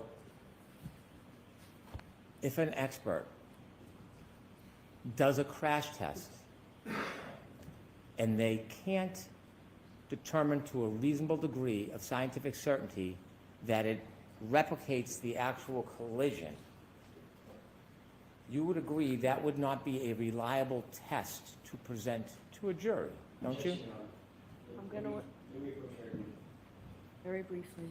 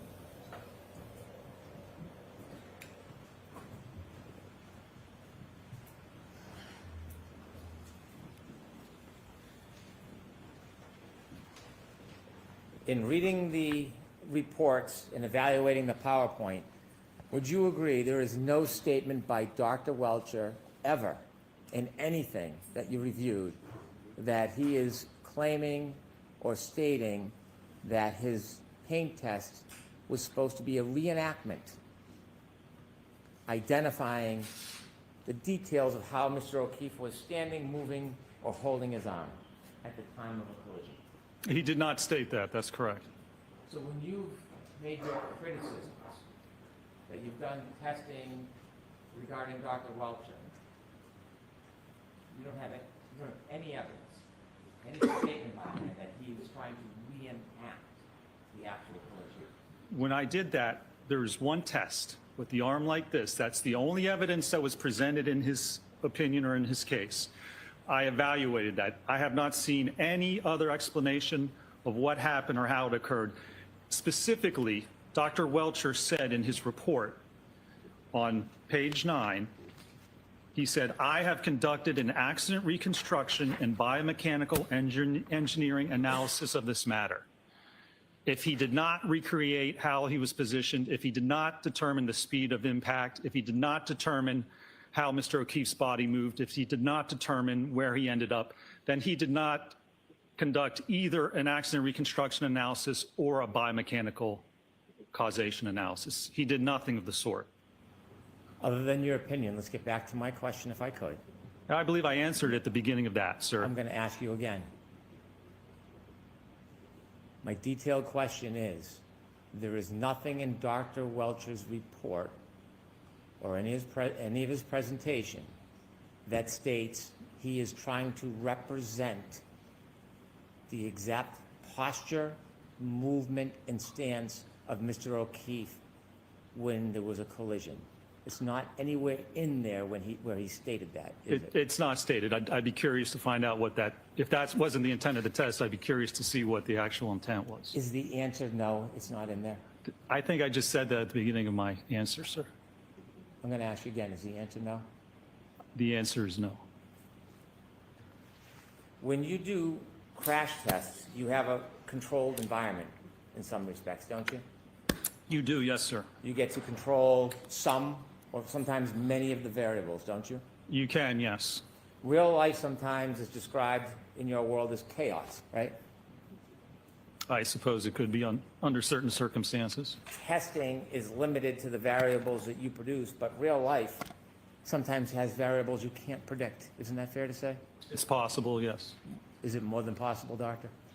I don't know, is it? What I'm asking you. It depends on the situation and the certain variables. It depends on the case. It could be possible, yes. Have you seen cases where the variables are impossible to predict? Where the what? Variables. Have you had cases? You've had many cases, you said. Have you had cases where variables are impossible to predict? It depends. I mean, it depends on what you're looking at. And if you want to conclude that something happened and this is how it occurred, you have to look at those variables. If you can't control for those variables, then it's possible you can't prove that it actually happened. So yes, if you're doing a certain test to prove something, you have to look at how those variables may affect it. But there's basic information you have to know to perform that type of an analysis. So my question again is, are there scenarios where variables are impossible to predict? There could be, yes. Have you had cases yourself where there are variables that were impossible to predict? I suppose I probably have. I mean, it depends. If you don't know what happened, sure, then you don't know those variables necessarily. How many cases have you done on pedestrian accidents? Done hundreds of cases. So you have a good background and basis to know whether or not there are variables that sometimes you can't predict, don't you? Sure. As I said, it depends on the case. When you did the crash tests in this case, did you actually do them? I did not, no. Were you even there when they happened? I was not, no, sir. So you're relying, in part, on Dr. Wolf's work. I am, yes. If Dr. Wolf made mistakes, would that affect your conclusions? It depends what mistakes they are. When you had, or when Dr. Wolf had the crash test dummy in tests E and F on a forklift, you remember those? I do, yes. When it's on the forklift, it does not allow the crash test dummy after being struck to move, to be thrown, does it?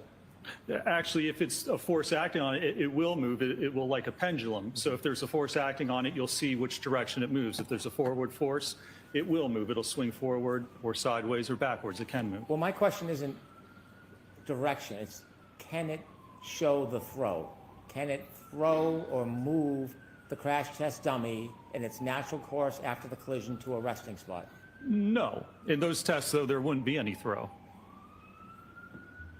If a crash test dummy is restrained by a forklift,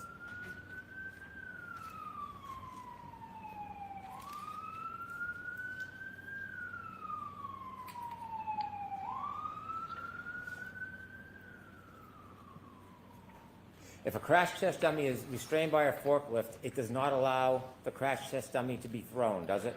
Assuming there is throw, that's correct, it doesn't.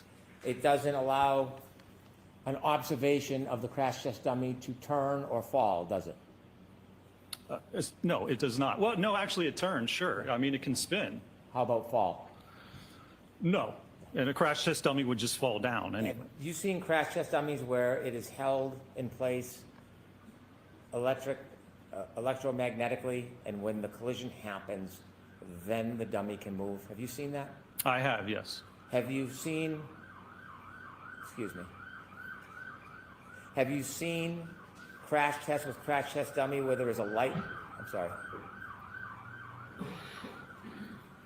Have you seen crash tests with crash test dummies where there is a light string and somebody cuts the string moments before the impact or a second before I the have, impact? yes. That wasn't done in this case, was it? What? It wasn't necessary. Was that done in this case? It wasn't. I'll speak slower and a little clearer. Maybe if you answer my question. I just did answer it. I said it wasn't. When the crash test dummy is held by a forklift and the car hits it, it doesn't replicate the drag that the car will have on the crash test dummy as it would a real person, does it? You can see if there's any drag because it's on like a pendulum. So if there's any drag pushing it forward, it's going to sway that way. It's going to move the dummy. It's not going to move at the distance that it actually would. If there was any distance, it would move it. But you can actually see the motion, and you can see in the testing, the 24-mile-an-hour testing, there was no motion, which is not unexpected for that type of a test. There is a difference between a crash on center of mass and a fender vault, isn't there? There is, yes. A fender vault is a different type of collision than a center of mass collision, isn't that true? That's correct. It is impossible to replicate all of the different scenarios with a crash test dummy on a fender vault collision, isn't it? I mean, it depends on what you're trying to replicate, and it depends looking at the injuries or how someone was positioned. So if you know how they were positioned, you can try and replicate that, yes. Could I have 59 of Dr. Rentral's PowerPoint, please?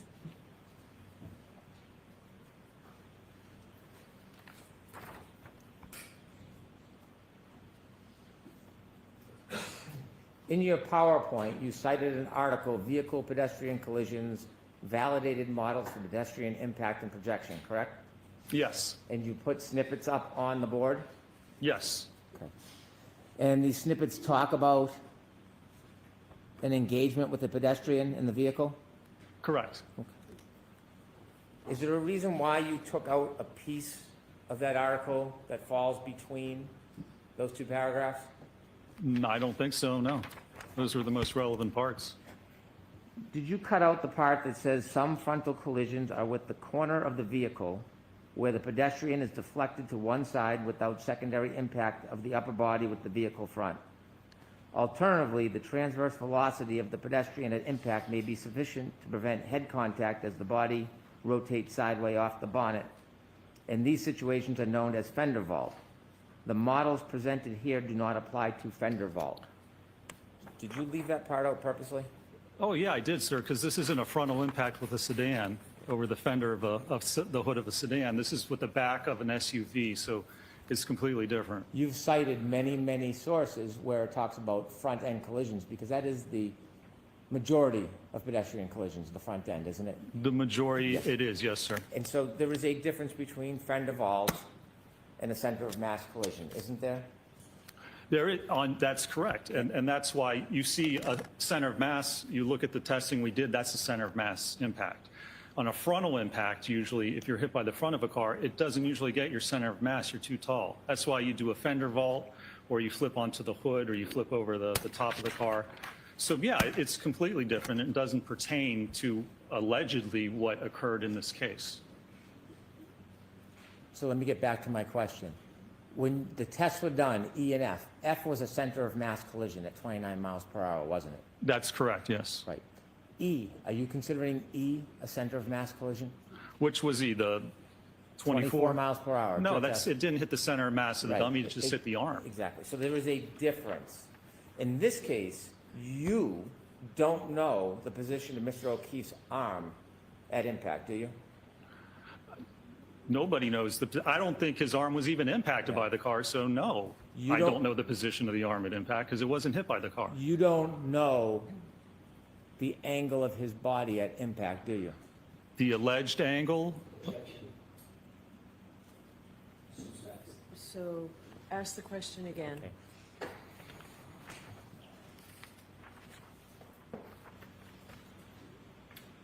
You have no information about the angle of Mr. O'Keefe's body at the time the defendant's Lexus was traveling backwards on January 29, 2022, do you? we have no information that he was even hit by the Lexus. So there wouldn't be any information on the angle if his body wasn't hit. When you talked about force equations with this jury, you cited a number of pieces of literature, didn't you? I did, yes. And when you cited the literature, you cited all literature regarding concentrated forces, didn't you? No, that's not true. There's a difference between concentrated and distributed force, isn't there? Yeah, I talked about that on my direct, yes, sir. When you showed your slides, for example, the hand, Yes. could we see slide 8, please?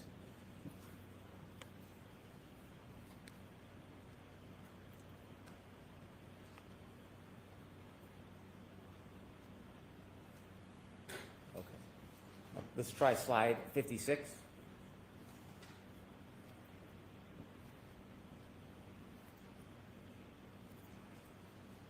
You would agree with me, Doctor, there's a difference between a concentrated and a distributed load, wouldn't you?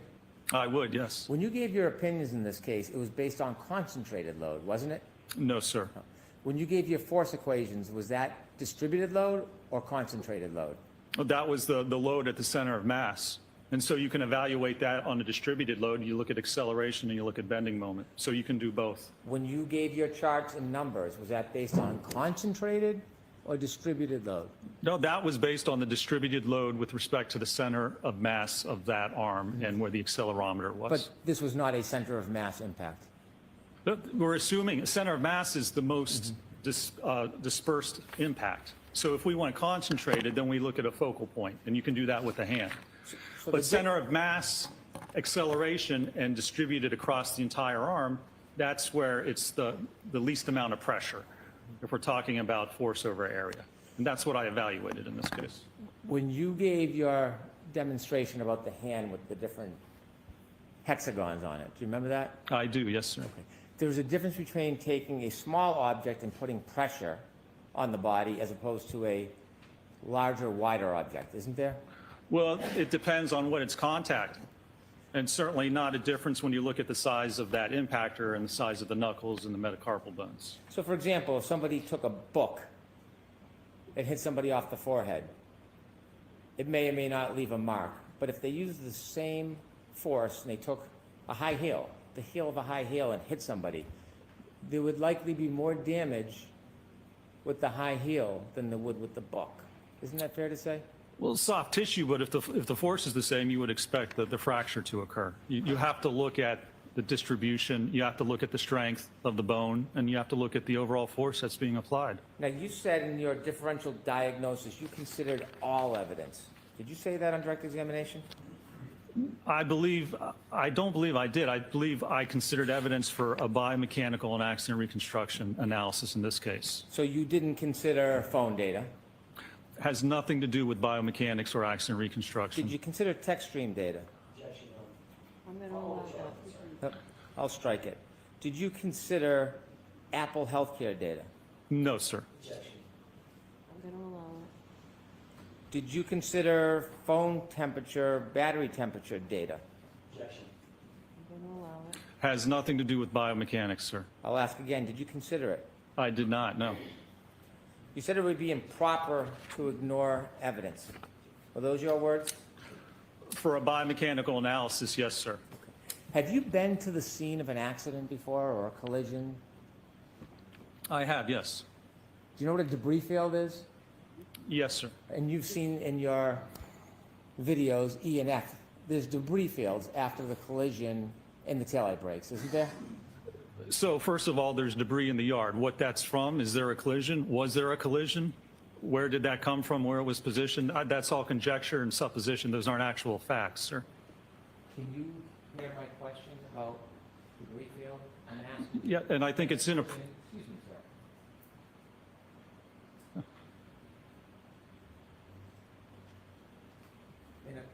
In a collision, have you seen debris fields? I have, yes. Have you seen debris fields where a taillight was shattered?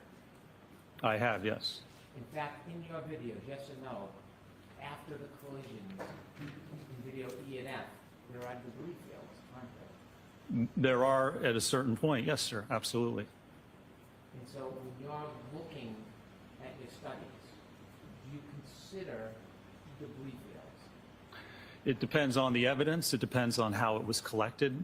It depends if it is accurate or reliable.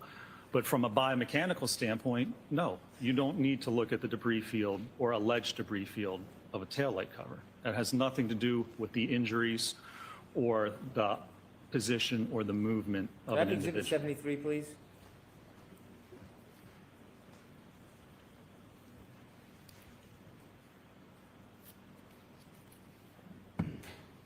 Do you see that, sir?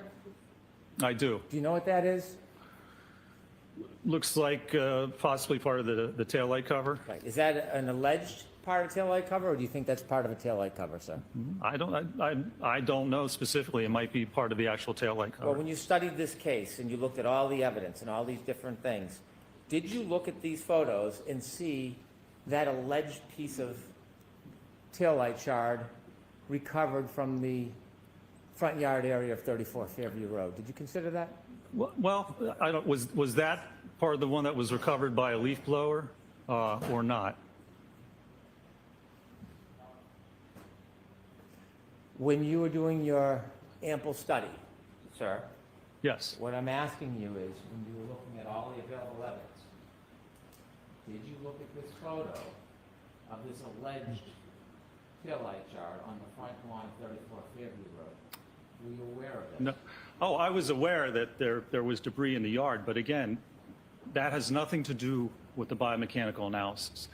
If you can't prove that the impact happened, then everything after that doesn't actually matter, does it? Because all of that would be from something else. So unless you prove the core issue at this case, the contact, the post-impact movement, the head injury, without proving that, everything else is ancillary to what you're attempting to conclude. do you have any evidence in your biomechanical studies how this alleged piece of taillight shard ended up on the front lawn of 34 Fairview? I don't, no, sir. I didn't evaluate or investigate that. Could I have Exhibit 76A, please?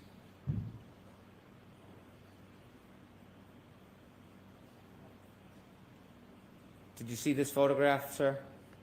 I do, yes. Is that part of a red taillight shard or an alleged piece of a taillight shard? It looks like it, yes. Did you consider this in your biomechanical studies, that this taillight shard was found in front of 34 Fairview Road? Was found. Can you give me a precise distance from where the body was found and where that was found with respect to Mr. O'Keefe, with respect to a reference point? Did you consider this, sir? There is none, so no, I did not consider that. Do you know how this taillight shard got there? How it got there? Yes. That wasn't part of my analysis. There are certainly different possibilities of how that actually occurred. Exhibit 99D.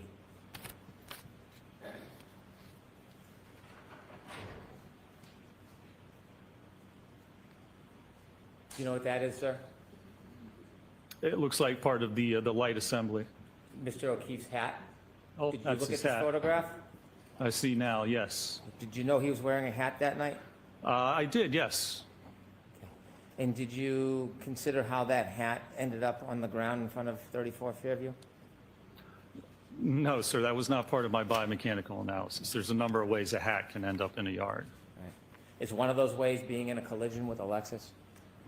I suppose that's a possibility, or someone could put it there. I mean, there's a number of different possibilities as to when or how a hat may appear in a yard. Who do you think put it there?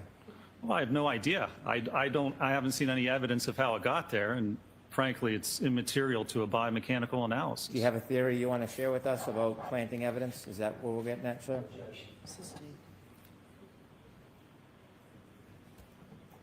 By the way, the x-rays you looked at earlier, when's the first time you saw those? I saw those when I was on the case initially for the first trial. No mention in your report about reviewing those. It says I reviewed medical records and reports. That's how I actually word in every report I have. I just put generally that. It refers to medical records and reports, which includes x-rays, MRIs. Exhibit 74, please.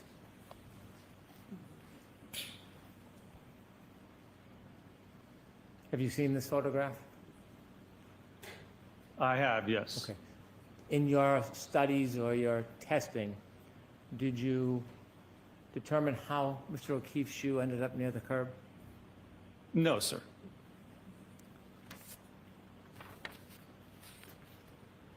Exhibit 201A, please.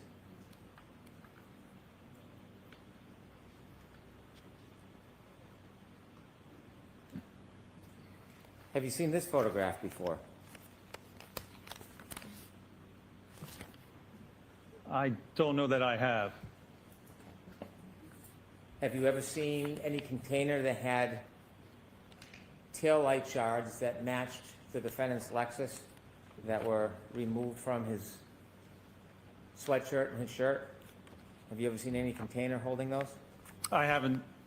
Well, I believe there was evidence collected like that, but yes. Okay, could we have 201E, please? Have you seen this photo?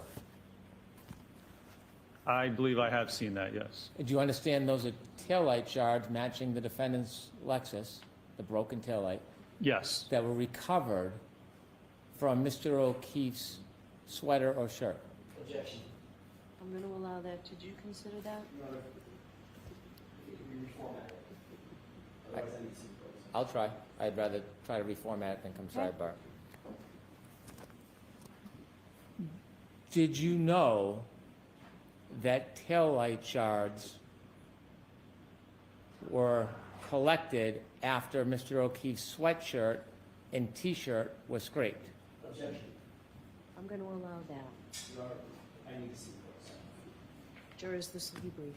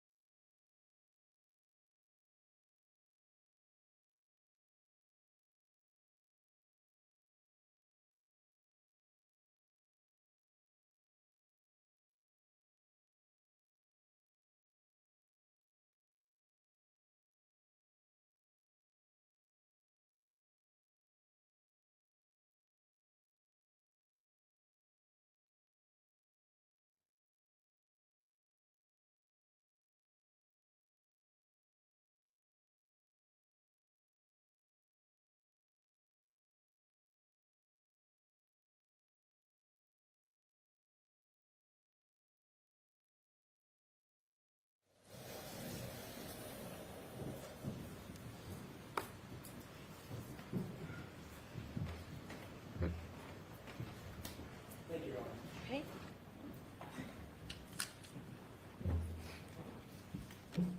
In your extensive study of the detail of this case, did you know that these pieces of plastic were removed or scraped from Mr. O'Keefe's clothes, specifically his sweatshirt and his T-shirt? Did you know that? I was aware that samples were recovered, yes. Were you aware that these samples were consistent with the broken taillight of Miss Reed's Lexus. Did you know that? Yes. Did you do any analysis how these broken taillight shards got into Mr. O'Keefe's clothes? No, I did not. The first step involved with that would be to actually perform a biomechanical analysis to look at the movement of the body, how the body was positioned, where it ended up.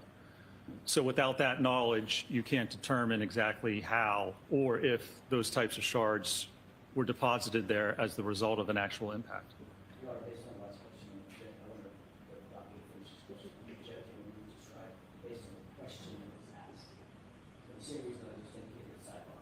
You just reformatted and straight. I'll try again. Okay. When you looked at these taillight shards that were Objection. Go ahead, Mr. Brennan. when you looked at these taillight shards that were consistent with the break in Miss Reed's Lexus, did you consider how they got into Mr. O'Keefe's clothes? Objection. Same objection. I understand the objection. Word it differently. Start with the different one. Yes, Your Honor.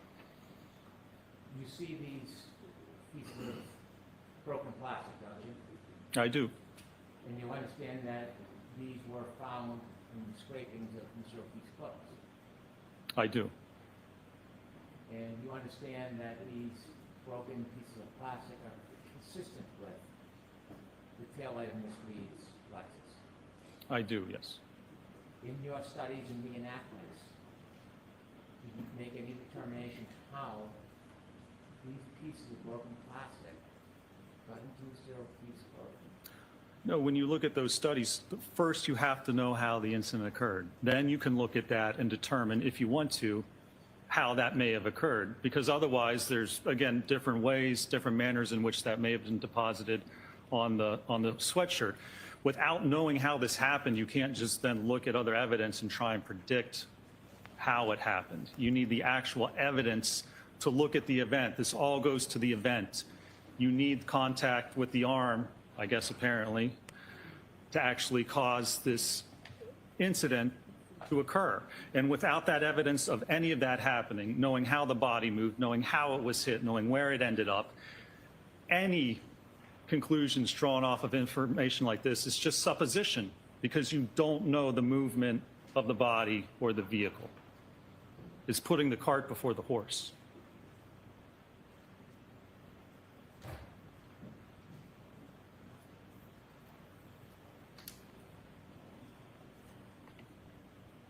Could I have Exhibit 201D, please?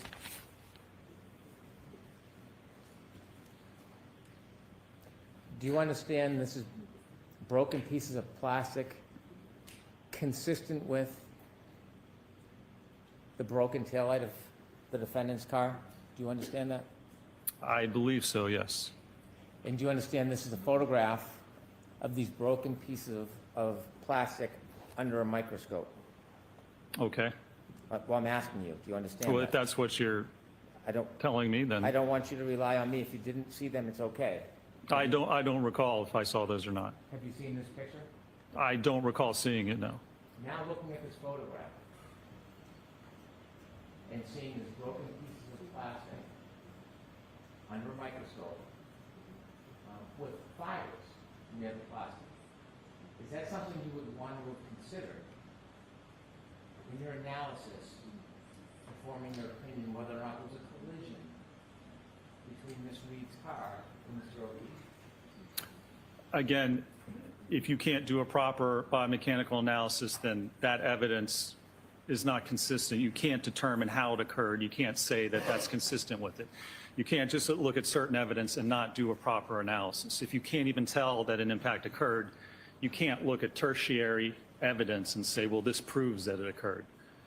In order to say from a biomechanical and accident reconstruction standpoint that an impact occurred and here's how it occurred, you have to understand the mechanics and dynamics before it. This could certainly support that finding and those conclusions, but by itself, I don't know of any methodology in any study or peer-reviewed article that says you can just look at alleged evidence and then form an opinion as to whether an impact occurred.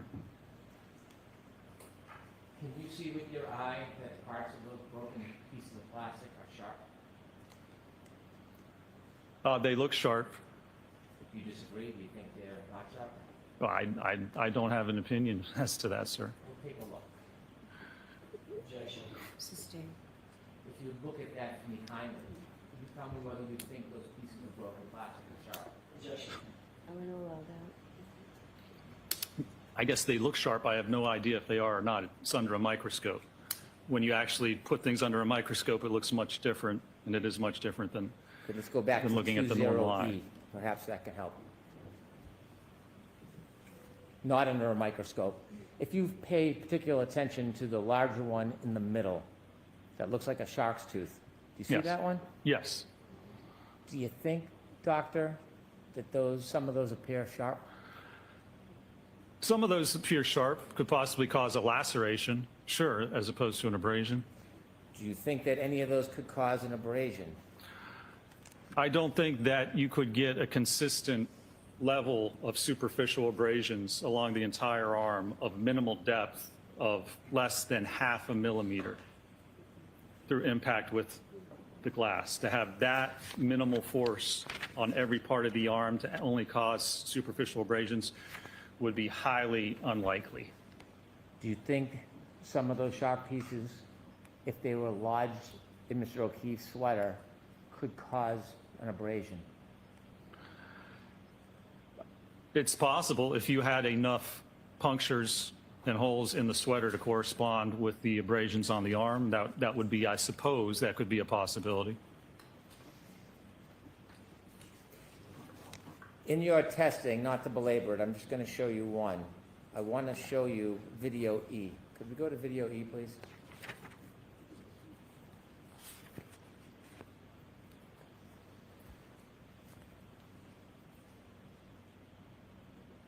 Stop. In video E, the arm that is sticking straight out, who determined that angle, Dr. Wolf? Yes, well, we positioned it just so it would impact in the general area of what was shown in Dr. Welcher's paint test study, which apparently is irrelevant and doesn't show the alleged position of how the arm was at impact. But yes, we positioned it in that manner. When you say we, did you have input on the positioning of that, or did Dr. Wolf do it? Well, I had input into how we were going to position it. It would probably be both of us, I would say. So you and Dr. Wolf chose to position the arm straight out, correct? In that test, we did, yes. Is there a glass in Randy's hand? There is not, no. A drinking glass, no? No. In any of your studies, did you have a drinking glass in Randy's hand? We did not have a drinking glass in the dummy's hand, no. And you see when the taillight is shattering, those red things falling down. What are those? Those are part of the taillight. Continue a little bit, please. Stop. Did you count how many taillight pieces broke? We didn't count the taillight pieces. We counted how many punctures or holes there were in the sweatshirt, which was 0. If you had done this test and changed the arm angle, do you expect the damage would look different as far as the breaks in that taillight? Well, we conducted a number of tests. It may look somewhat different, sure. If you conducted this test and moved the arm angle, not another test, this test, but you moved the arm angle, do you expect that the break would look different? That the break would look different? Yes. It could look a little different. I mean, certainly the breaks looked a little different in the test, but they were comparable to each other. You do not know how John O'Keefe was standing that night, do you? Well, Objection. No, I'm going to allow that. You do not know how John O'Keefe was standing that night, do you? if he was standing, if the impact occurred, then no, nobody knows how he would have been standing. You would not know what his arm angle was, would you? No. You would not know the exact speed of any vehicle that hit him that night, would you? Objection. Sustained. The debris, the broken taillight, is that traveling in a consistent or a different direction? What do you mean consistent or Is different? it all going in the same direction, or is it going in different directions? No, there's some spread to the debris. So the pieces don't all fall right in a pile with each other, do they? They do not, no. Continue, please. Stop. Do the majority of the pieces land on Randy? No, they do not. And so as they fall, if Randy were to fall, many of those pieces would not be among the immediate area of his body, would they? If the dummy fell right there, no, they would not be. Now, the dummy can't fall because the dummy is on a forklift, correct? It's suspended like a pendulum, correct? And you see in your test that the tail light, at what you say is 24 miles per hour, can be broken without the dummy's knees touching the vehicle. Isn't that fair to say? That's correct, yes. Okay. You can't tell the full movement and fall of this dummy the way you've set up this test, can you? Well, knowing the physics, you can certainly determine or estimate where it would be, but no, you could release it and it would fall primarily straight down. It would twist and it would fall down. Is there something that could affect the dummy if you let it fall? Is there something that could affect its movement after being hit? Like what? Like, could its feet be twisted and then hit another object like a curb? Well, there's going to be very little lateral movement of its feet, but even if it did, then it's still going to fall over right where it is. Can you continue, please? Can you see the feet, doctor? Yes, Are they twisting? they are, yes. Is that because of the rotation of Randy after he struck? Yeah, that's the rotation of Randy. And again, yeah, as you said, that's not a normal person because there's no normal force acting on the dummy. We just have it barely touching. So a normal individual, you aren't going to twist to that extent because this is a dummy which is suspended with just a little contact on the And ground. after being contacted by a vehicle enough to break the light, could it cause a person to stagger backwards? I mean, you're making some suppositions here. There's no evidence that that would occur in this case, and not if you're spinning like that. You're not going to stagger backwards. First, you're going to spin if you get hit with your arm, as I described in my direct. But is it possible? I can't say it's impossible, but there's no evidence of that. Could a person stumble backwards after being hit? I'm going to allow that. What do you mean by backwards? Because you'd be spinning. So what direction is backwards?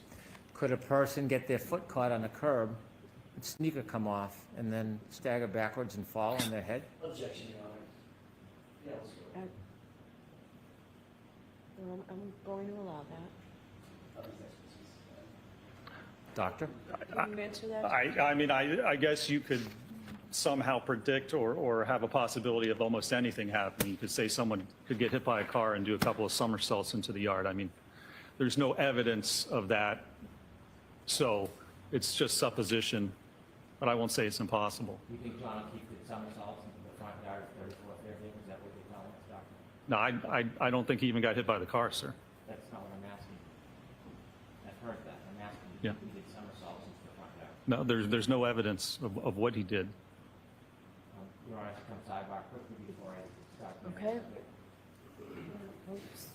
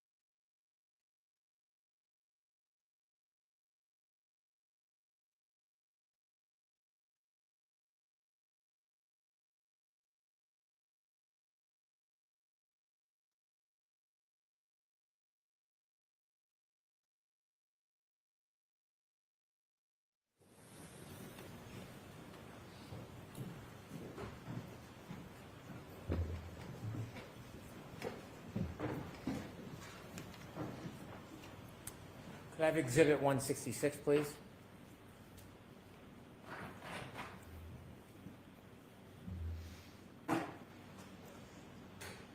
Did you see this photograph, sir? I did, yes. And do you see the cut on Mr. O'Keefe's nose, the left side of his nostril? I do. In your analysis of whether there was a collision with the defendant's Lexus, did you consider or know that there was evidence that a piece of glass or a piece of broken plastic was pulled from Mr. O'Keefe's nose? Objection. I'm going to allow that. What is the formal question? I'm going to allow that. Your Honor. So, hold on. Sure. Let's get an answer, Dr. Mitchell. Your objection's noted, Mr. Jackson. I was aware there was some piece of material allegedly pulled from the nose, yes. Allegedly pulled from the nose? Yes. Okay. And that alleged piece of material, were you aware that it was perhaps a piece of glass or broken plastic? Objection. Are you aware of that? Your Honor, that's not the evidence. That is not the evidence. So, Glass, not hold on, Mr. Jackson. Mr. Brennan. I can do you have a reword quick- it. Okay. You're welcome. Are you aware of that object that was pulled from Mr. O'Keefe's nose?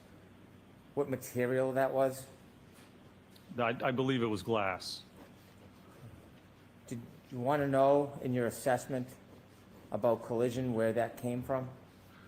Well, I did evaluate that, and it's actually entirely inconsistent with coming from an impact with the vehicle. Can we have Exhibit 52A, please?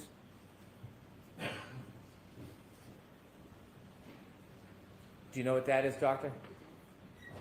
It's hard for me to see from here. I believe that's the drinking glass. A drinking glass. Do you Yeah. know where that is in relation to where Mr. O'Keefe was found? I believe it was found in the vicinity of where he was found. And could I have Exhibit 195, please?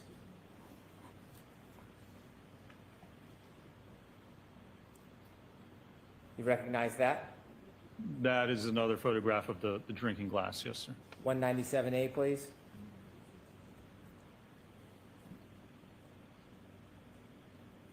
B.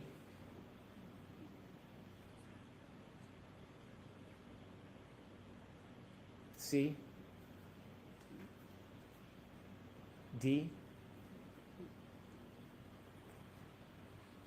And in your assessment, did you know that a piece of glass that fit the broken drinking glass was found in the street area in front of 34 Fairview Road?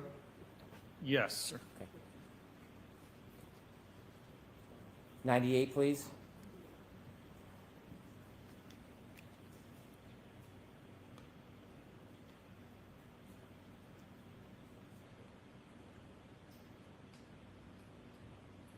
A little more, please. Do you know what that is, sir? It's hard for me to tell from Does it back. look like a drinking straw? Okay, the black, that does appear to be a drinking straw, yes. Have you seen that before? I've seen that photograph before. Okay. And do you appreciate that is in front of 34 Fairview Road?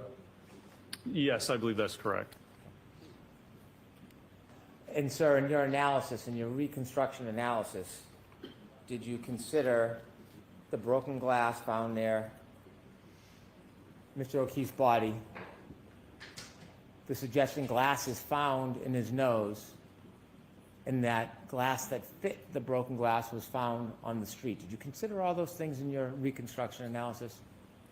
Well, my biomechanical analysis, I did consider especially the glass in the nose, yes, and whether that could have been as a result of the impact. A result of what? A result of the impact with the vehicle. When did you find out about the glass from Mr. O'Keefe's nose? When did you learn that? I don't recall specifically. Well, was it before you came and testified last time, or was it before this time? I honestly, I couldn't tell you. I know it was before this time. I don't know when I found out about it. Weeks ago, months ago? Could you turn the lights on, please? I have no idea, sir. You don't know if it was weeks or month ago? I don't remember with that specific piece of evidence when I found out about it. What do you mean you don't remember it? Have you seen it before? While I evaluated certainly for my report for this case, I don't know if I'd known about it prior to that. Is it mentioned anywhere in the report about the piece of glass in Mr. O'Keefe's nose? No, it's not. When you received that information, did someone tell you about it? Did you listen? Did you watch? How did you evaluate this evidence? It might have been in an interview or something that it was pulled from his nose, I believe. Okay. So you saw and listened to something? I believe so, or was made aware of it. Okay. Just a couple more questions, sir. I had asked you at the beginning of your examination whether you denied that receiving information certainly helped prepare to understand what was going on during the trial. Do you remember those questions? With respect to the trace DNA, correct? Okay.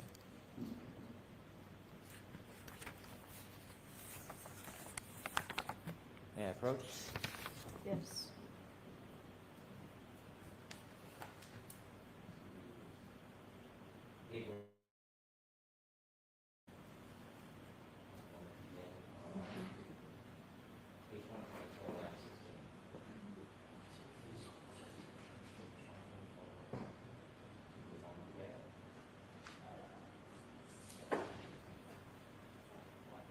Yes. 124 lines. Yes. You've testified a few times under oath in this case, haven't you? I have, yes, sir. And you testified recently for a short bit in April, didn't you? I did, yes.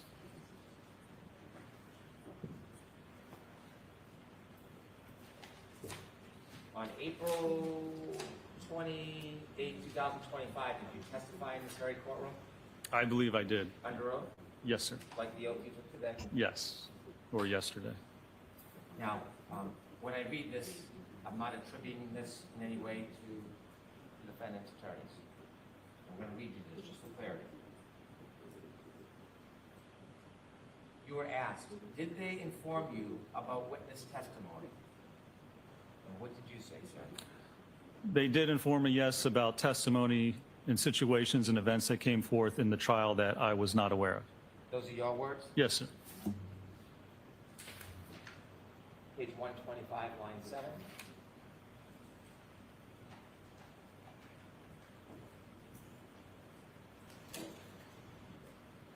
I'm going to ask you if this is your sworn testimony, sir. On page 125, line 7, I'll read the question, and if this is your answer, you should read the answer. Were you asked, and by calling and raising issues and telling you information, even if you weren't requesting it, it helped prepare you for your trial testimony, didn't it? What did you swear? I said it certainly helped prepare me to understand what was going on during the trial, yes.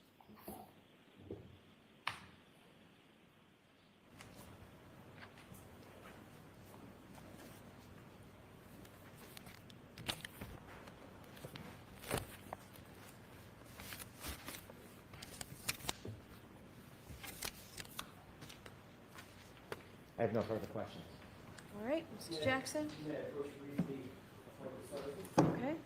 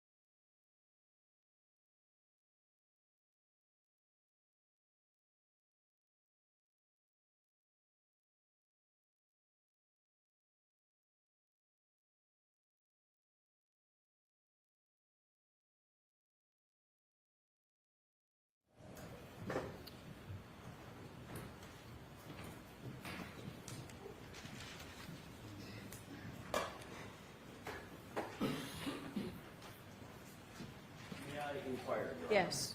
Thank you. Dr. Rentschler, you were just asked a couple of questions about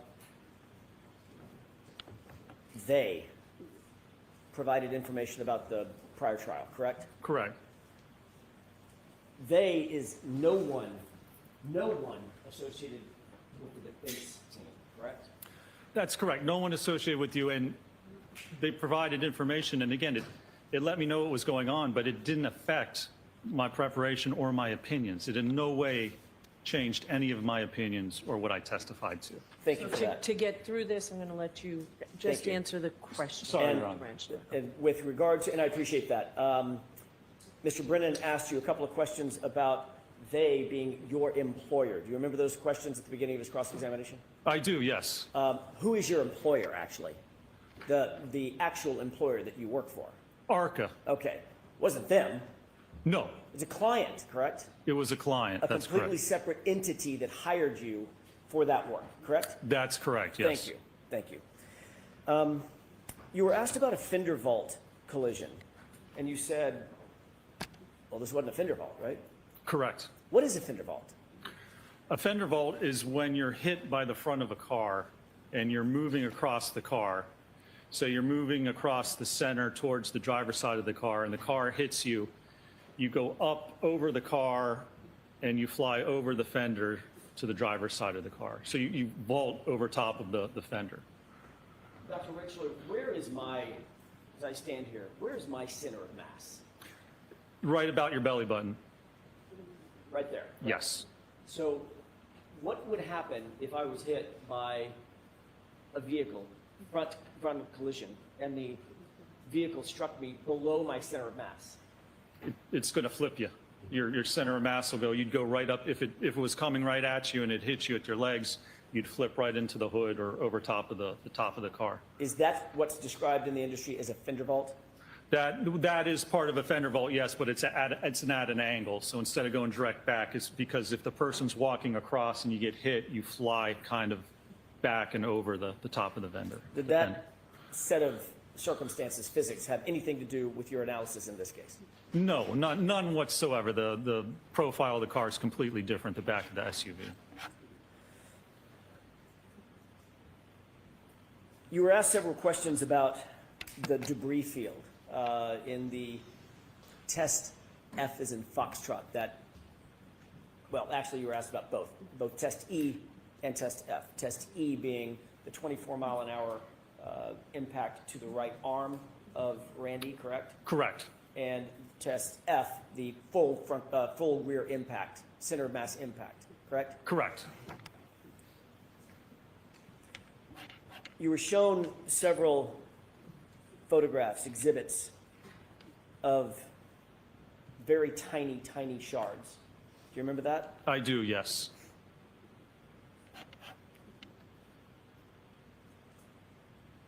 I'll get to that in a second. You were also shown some photographs of pieces of plastic that were claimed to have been found at 34 Fairview. Clear plastic, piece of red plastic, correct? That's correct, yes. In your review of all the data in this case, do you know when those pieces of plastic got to 34 Fairview? I do not. No. Do you know how those pieces of plastic got to 34 Fairview? I do not, no. Do you know who put those pieces of plastic at 34 Fairview? I do not. Were you aware in your review of the police reports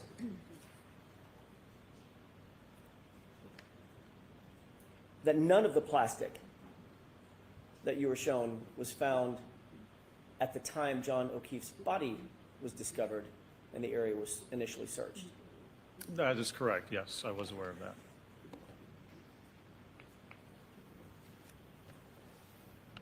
You indicated that the cut on Mr. O'Keefe's nose, the right side of his nose, was inconsistent with coming from a vehicle, correct? Correct. Can you describe why you came to that conclusion? Well, if you're standing at the back corner of the vehicle and it strikes the arm, and let's be clear, if nobody wants to say where the arm was or how it was positioned, if they're claiming the abrasions are a result of the fractured taillight, it has to strike the arm. You have to be standing like this. The debris goes forward with the vehicle. So it's with your arm like this, it already passes by the person. And if there would be any contact whatsoever, it would be with the right side of the face. The shard can't come out and then make a right turn and then somehow embed itself on the left side of the nose. That's entirely inconsistent with the fracture and how the glass and the cover would actually move. Dr. Retrial, you were asked a series of questions about a hat. Do you remember that? I do. About some shards of plastic material, correct? Yes. About a drinking glass? Yes. About a drinking straw? Yes. Doctor, if there was no collision, does any of that matter in terms of your biomechanical analysis and your reconstruction in this incident? It does not. Why? Well, because if there wasn't a collision, it wasn't that debris or those items weren't a result of that impact. You can explain how that got there, I believe, easier than if you can't explain how the impact occurred, if the injuries don't match up. If you can't even prove what happened, then you can't use information or evidence if you have no idea how it got there to try and prove what you don't even know what happened. Scientifically, it makes no sense. Scientifically, is the first question that has to be answered is, was there a collision? Objection. Sustained, you have to watch the formal question. Of course. In your expert opinion, based on all of your review of all of the data in this case, all of the testing that you've undertaken, do you have an opinion as to whether or not there was a collision with John O'Keefe? I do. Objection. Yeah, I'm sustaining that beyond this. In your view, was there evidence of a collision with John O'Keefe? Objection. Sustained.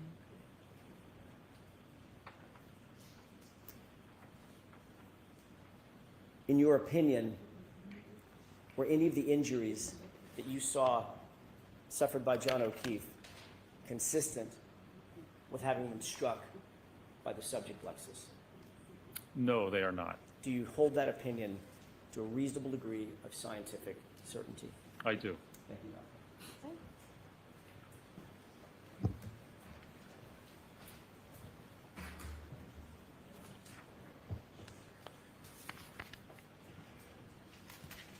Doctor, you just said that you do not believe that there was a fender vault collision. Could it have been a clip? Could it have clipped Mr. O'Keefe? Yes. Not hit him, but clipped him. Well, I don't believe that's consistent with the evidence and what occurred. I mean, someone can get clipped by a car, sure, but in this case, no, I don't believe the evidence indicates that's what occurred. The glass. When you learned of the information of the glass in Mr. O'Keefe's nose, when do you think it was that that glass was pulled from his nose? What date? I think it was the morning when his body was discovered. January 29, 2022? Yes, sir. Somewhere around 6:15 a.m., is that your understanding? Sometime when his body was discovered, that's correct. Do you know or understand that, did you see any evidence that Mr. O'Keefe had a drinking glass outside of 34 Fairview Road that morning after he got out of the defendant's Lexus? Do you understand that? What do you mean evidence? Drinking glass. Did you hear anything about that in your review about? What evidence would there be? Is there a video or a photograph, you mean, of him holding a drinking glass? Because otherwise there's a drinking glass there, but there's no evidence that he had it. We have a clip, right? Okay. Judge, can I come sidebar? Okay.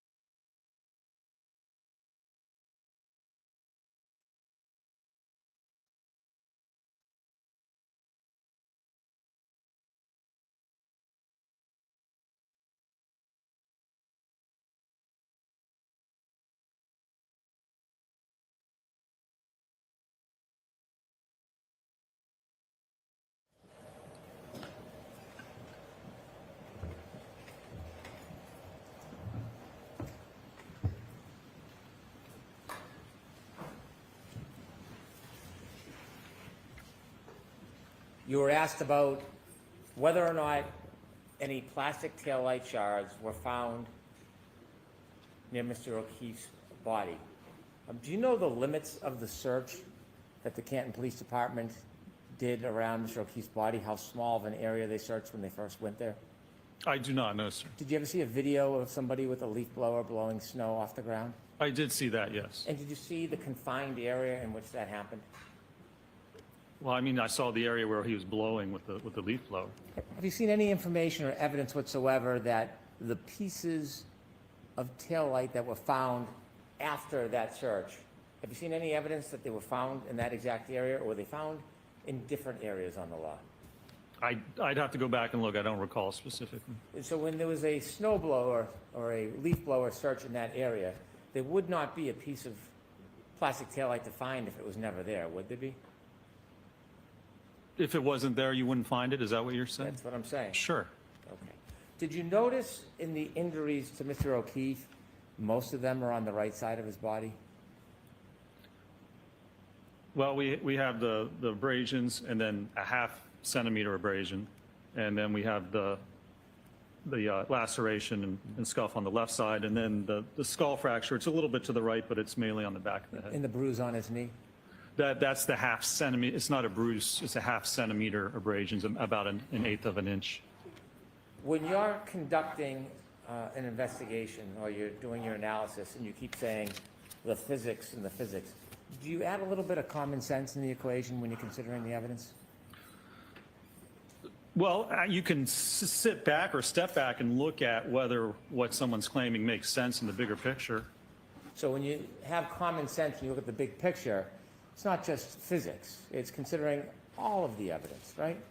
Well, it depends what you're looking at. To certain parts of it, the biomechanical analysis, you look at the physics. It tells you what it is. I mean, if you don't like it and you don't think it fits, well, sorry, it is what it is. That's the science. So you have to step back. I mean, you can look at it the bigger picture if things make sense. You know, if somebody was standing on the side of the road with their arm like this while an SUV backed up at them and they didn't flinch or they didn't put their arm up, that's kind of the smell test bigger picture. That doesn't make sense. But the physics, you can't deny it. You have to accept what science tells you. You can't deny it. That's the line you were laughing about in the documentary is one of your answers that you were all celebrating, isn't it? Objection. Isn't it? The objection sustained. How'd that taillight break, sir? How did it break that night? How did, oh, I don't know. There's no evidence of how it broke. Thank you. No further questions. All right. You're all set, Dr. Lynch. Thank you, Your Honor.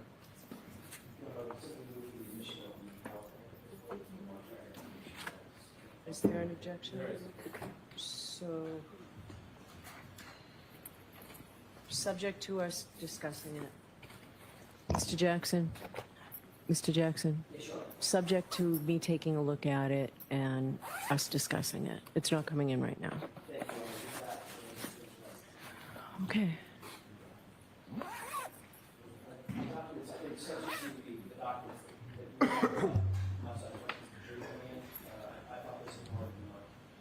They've been marked for identity. Jurors, I'm going to see counsel for a couple minutes over here.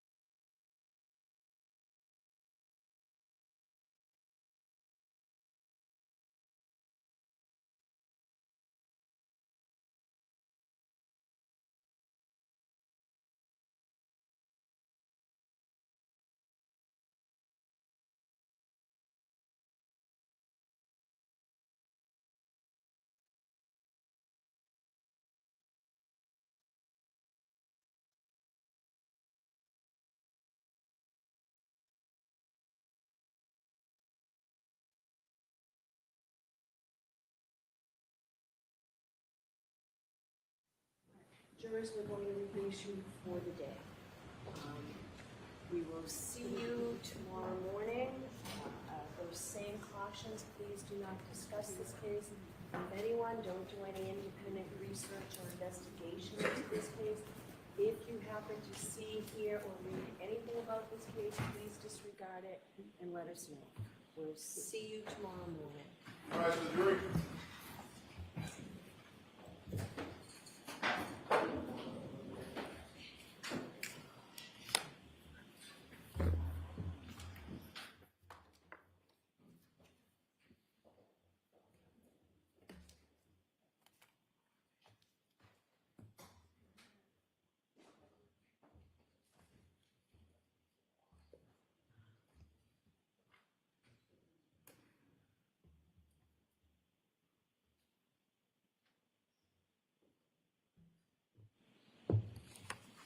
You may be seated. All right, so Mr. Brennan, I'm going to take a recess. You go ahead and look at that PowerPoint. I'll come back out in 10 minutes regarding the PowerPoint.